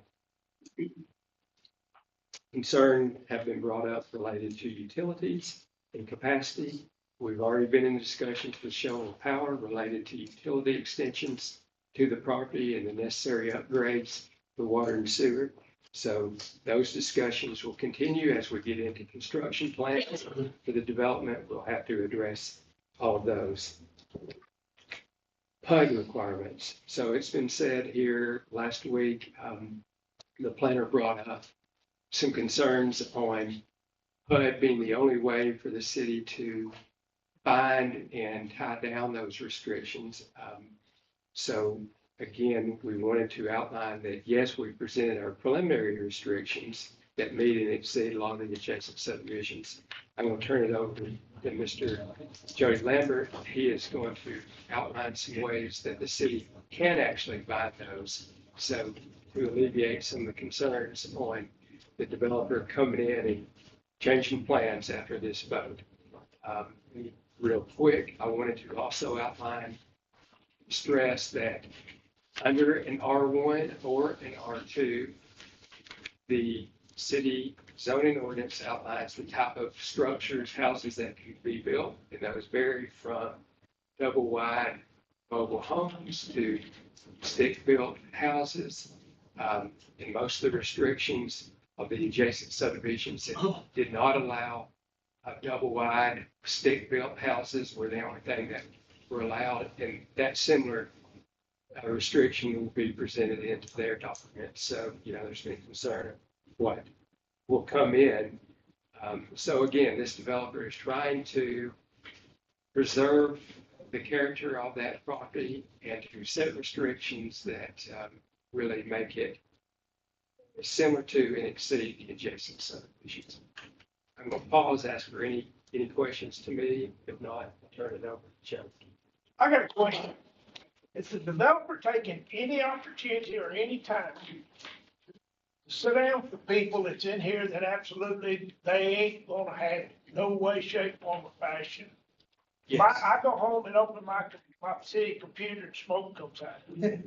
Yes, so, yes. I mean, wouldn't that try to maybe alleviate So some we of have- that? we Because they're have being to- said they don't want it. We have done that, so the council sent it back to the planning commission.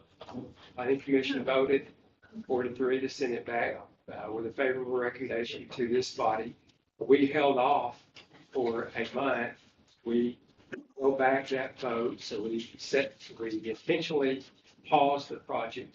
We had conversations, discussions with some of the adjacent neighboring people with concerns.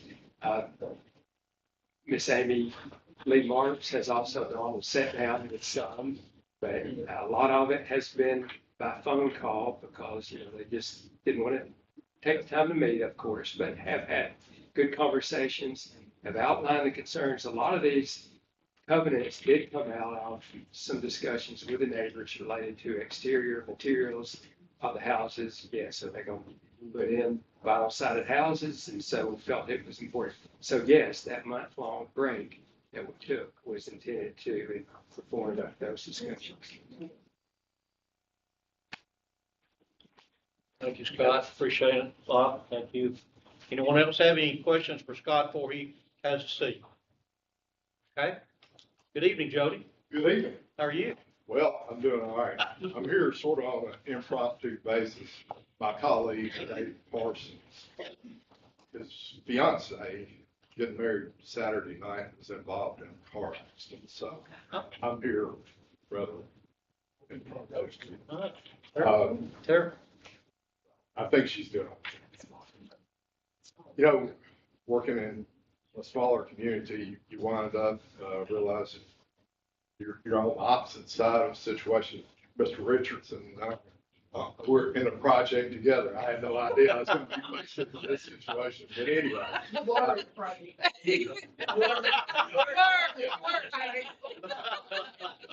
So, life in a small community. But anyway, I guess just more on a practical side.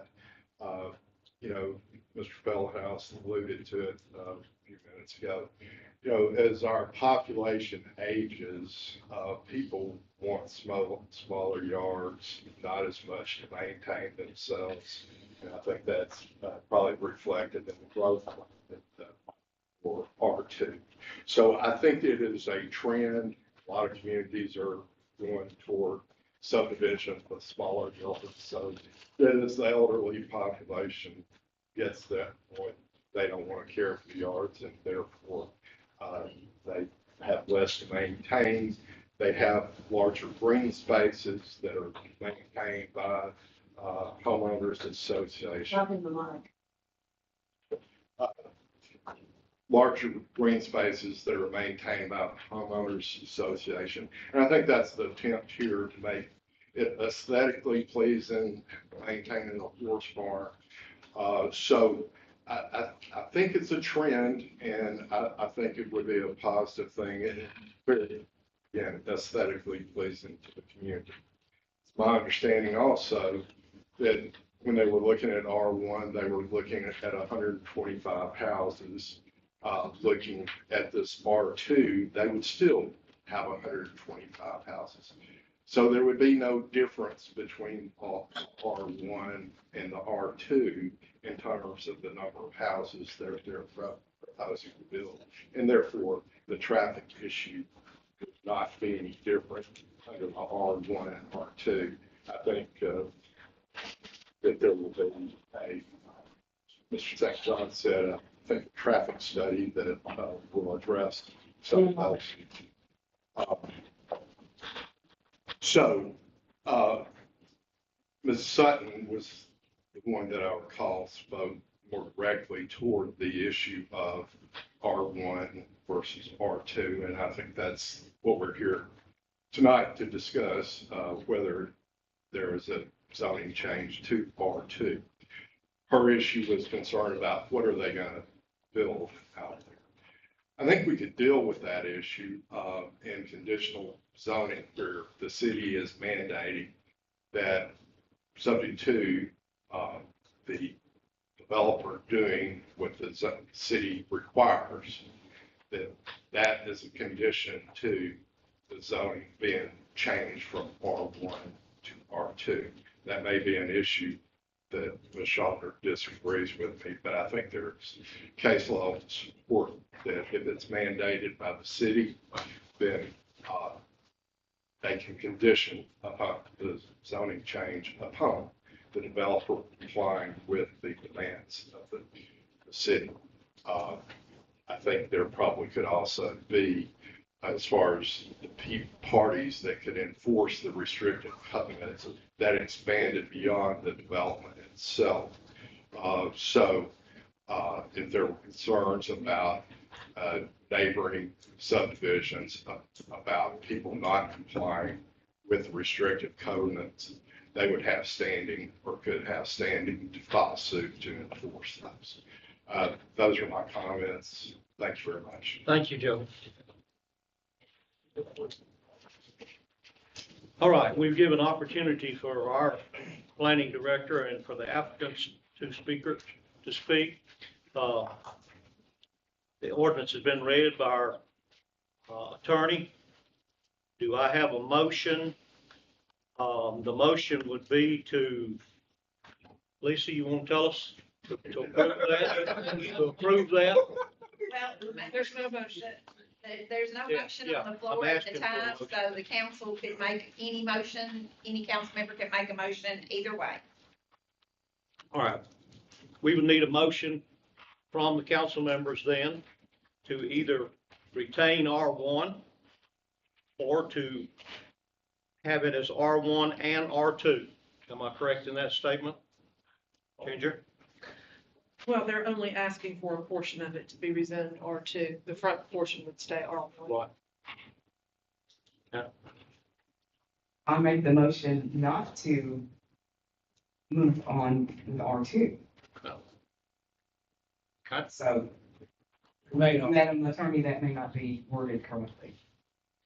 You're not in favor of the ordinance.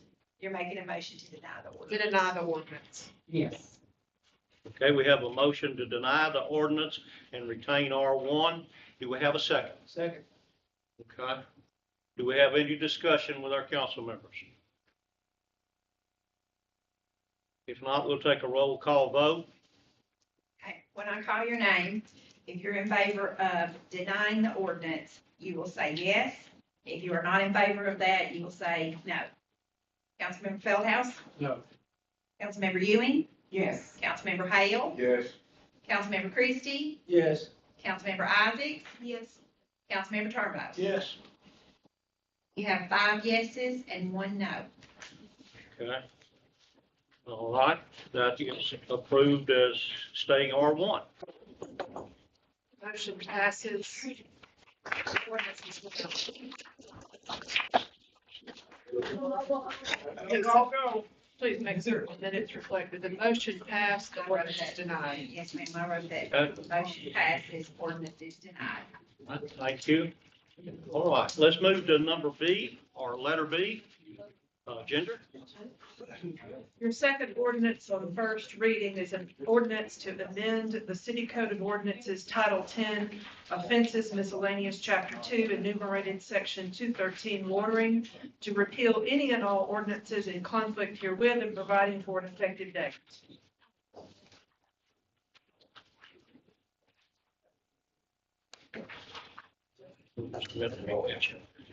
It's okay. Right here. Yeah. Right Okay, there. that one right there, yeah. Okay.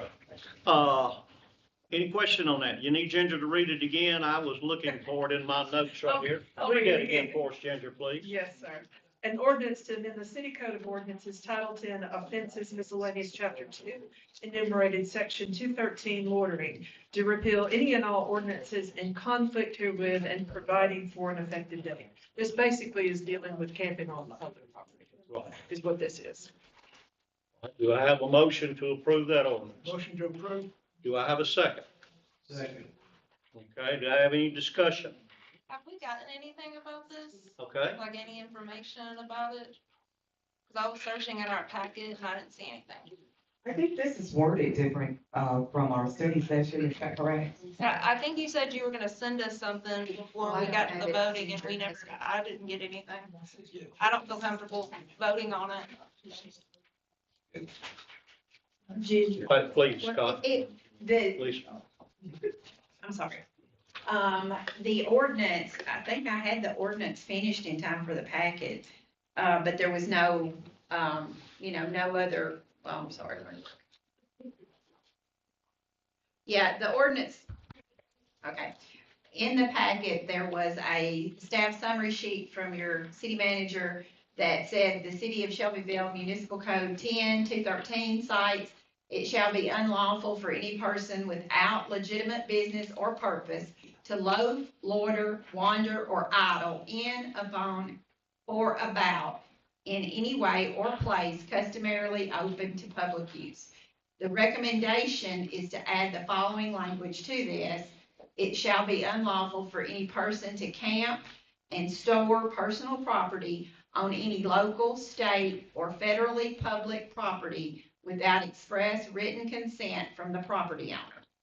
That was the staff summary. So in the ordinance that was included in the packet, it states that the ordinance be amended. I go through the chapter and the codes.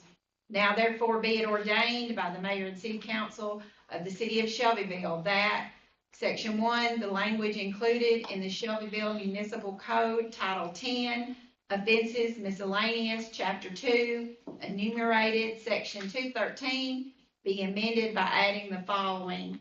It shall be unlawful for any person to camp and store personal property on any local, state, or federal public property without express written consent from the property owners. Section 2, that this ordinance shall repeal any ordinance or part of an ordinance in conflict herewith and shall take effect 15 days after its passage on second and final reading, the general welfare of the city requiring same. So that's what was included in your packet. That's what was changed in the ordinance. It's just that adding that section. I don't think I mentioned this at study session, does that include panhandlers? And I think that, I got the answer as no. It doesn't have anything addressing panhandlers in that section. But the verbiage also states it's like loitering. That is the ordinance in effect. This is a recommended addition to the current ordinance. But loitering is still in there. Yes. That's correct. Isn't that loitering when I'm standing with a sign? Not necessarily. That's not what I'm doing. Not necessarily. Panhandling is just That's, more it'll, sophisticated. every single case would be on a factual basis, what somebody is doing. Can't stop someone from panhandling. Just flat out, you can't deny them the right to ask for money on the street. You can't, constitutionally. Jan, would you like to address what your police officers think of as loitering? Sorry, chief. Well, being in public places and loitering will be a nuisance to the business owner or whatever that might be. The camping on public property would stop the ones from being like on the riverside where the city owns that property and things of that nature. I think that would really come into play and help us out a whole lot. Yeah. I think Councilwoman Ewing was thinking, isn't loitering panhandling? No. No, it's not. You can't stop the panhandling. We put signs up asking people. Not to give money. Not to give them anything. But you can't stop them from panhandling. Loitering does have to basically rise to a level of a nuisance, so. That's gonna be, every police officer is gonna have to make a factual determination. Chief Phillips, you just said camping, and did you mention camping like on the river? Yeah, that's public. That's owned by the city. Right. So that's Right. public property. That's public. So is that something that we're looking at changing? That's what this ordinance is trying to do right now. Right. In federal, state, or So how do you propose doing something like that? Without, That's what this ordinance just says. It shall be unlawful for any person to camp and store personal property on any local, state, or federal public property without express written consent from the property owner. That's what we're adding. We're not changing anything else for that. Sorry that it has in the title that it says it's the loitering ordinance, but that's the place of the deal. So it's just the title in so the. we're not allowed to camp out down there. If you change this ordinance, it makes it against the city law to do that. And if I may, So do we think that that's going to change?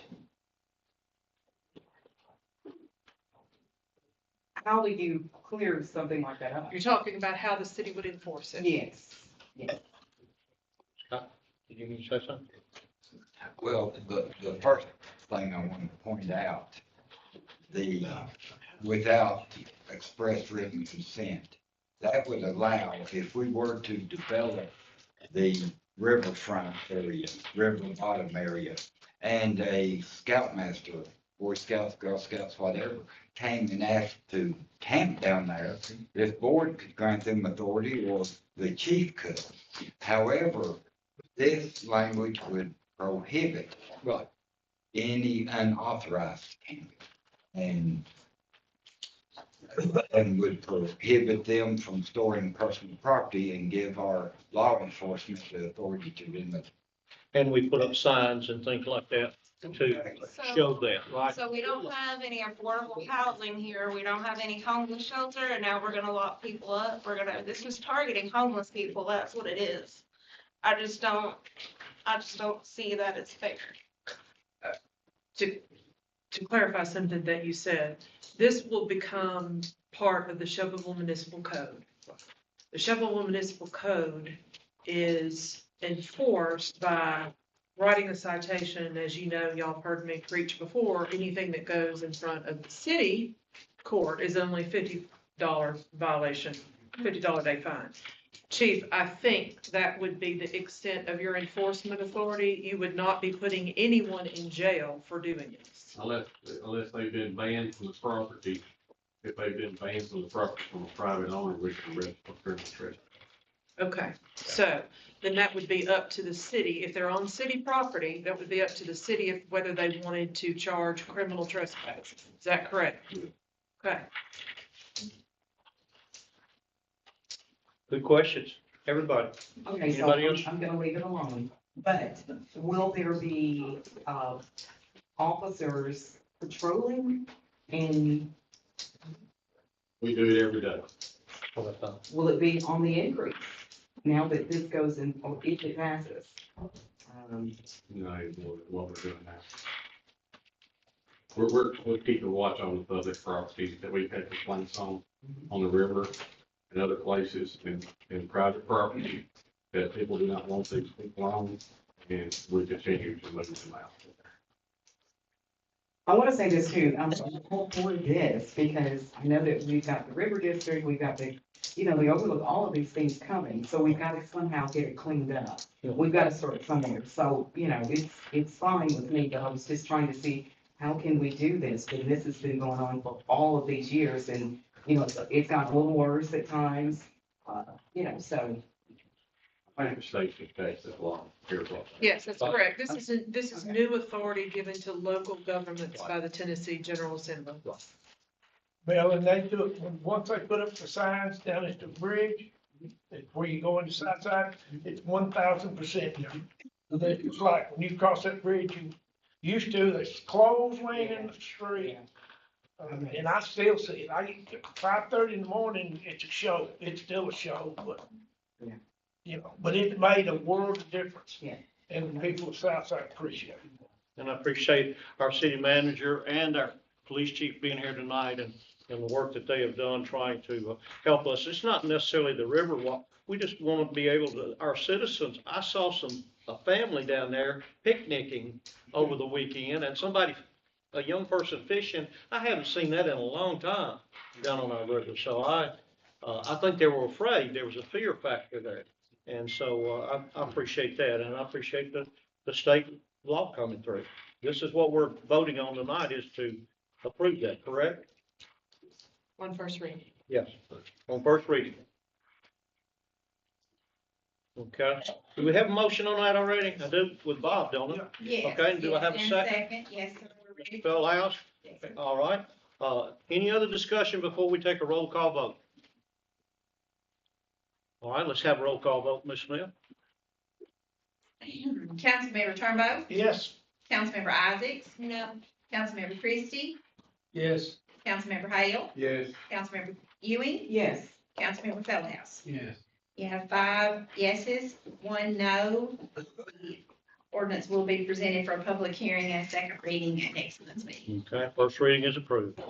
All right, C, Excuse me, your third ordinance on first reading is an ordinance to amend the city code of ordinances, Title 10, offenses. Oh, sorry, I'm reading. Sorry. we're all having that. Sorry.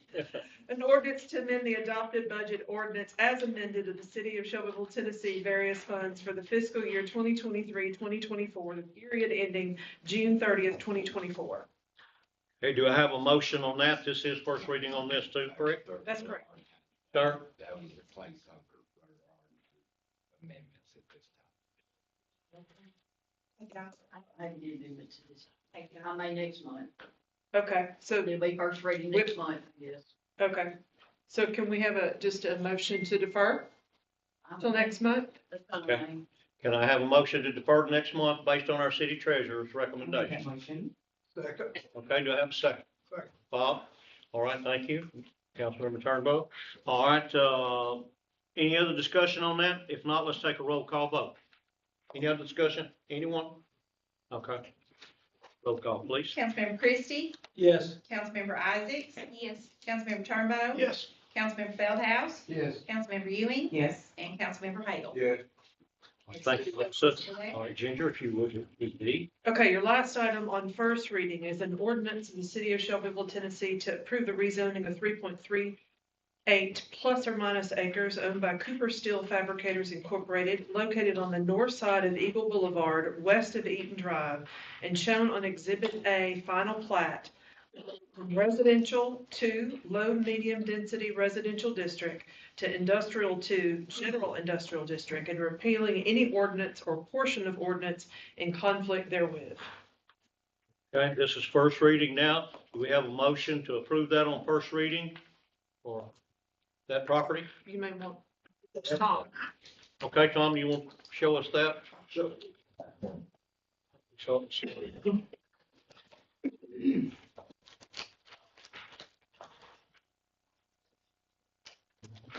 show you the best view of it.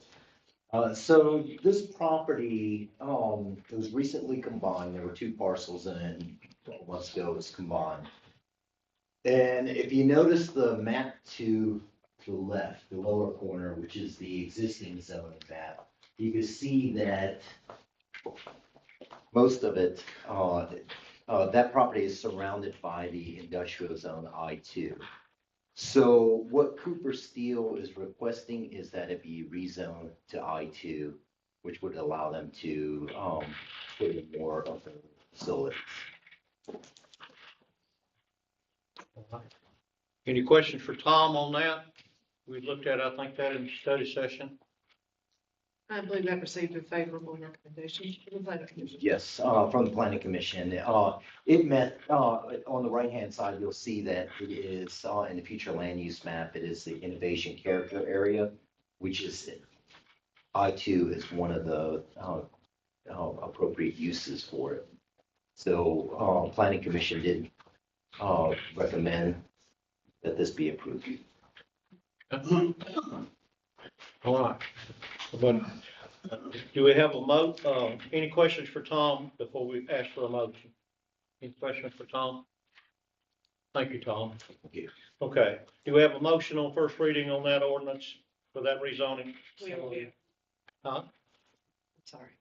Okay. All right, we are having, Councilmember Feldhouse, all right, do we have a second? Second. Okay, Gary, Mr. Hale, all right, and, no, any more discussion on that property?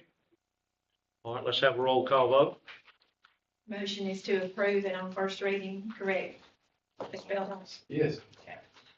Councilmember Turnbow? Yes. Councilmember Isaacs? Yes. Councilmember Christie? Yes. Councilmember Hale? Yes. Councilmember Ewing? Yes. And Councilmember Feldhouse? Yes.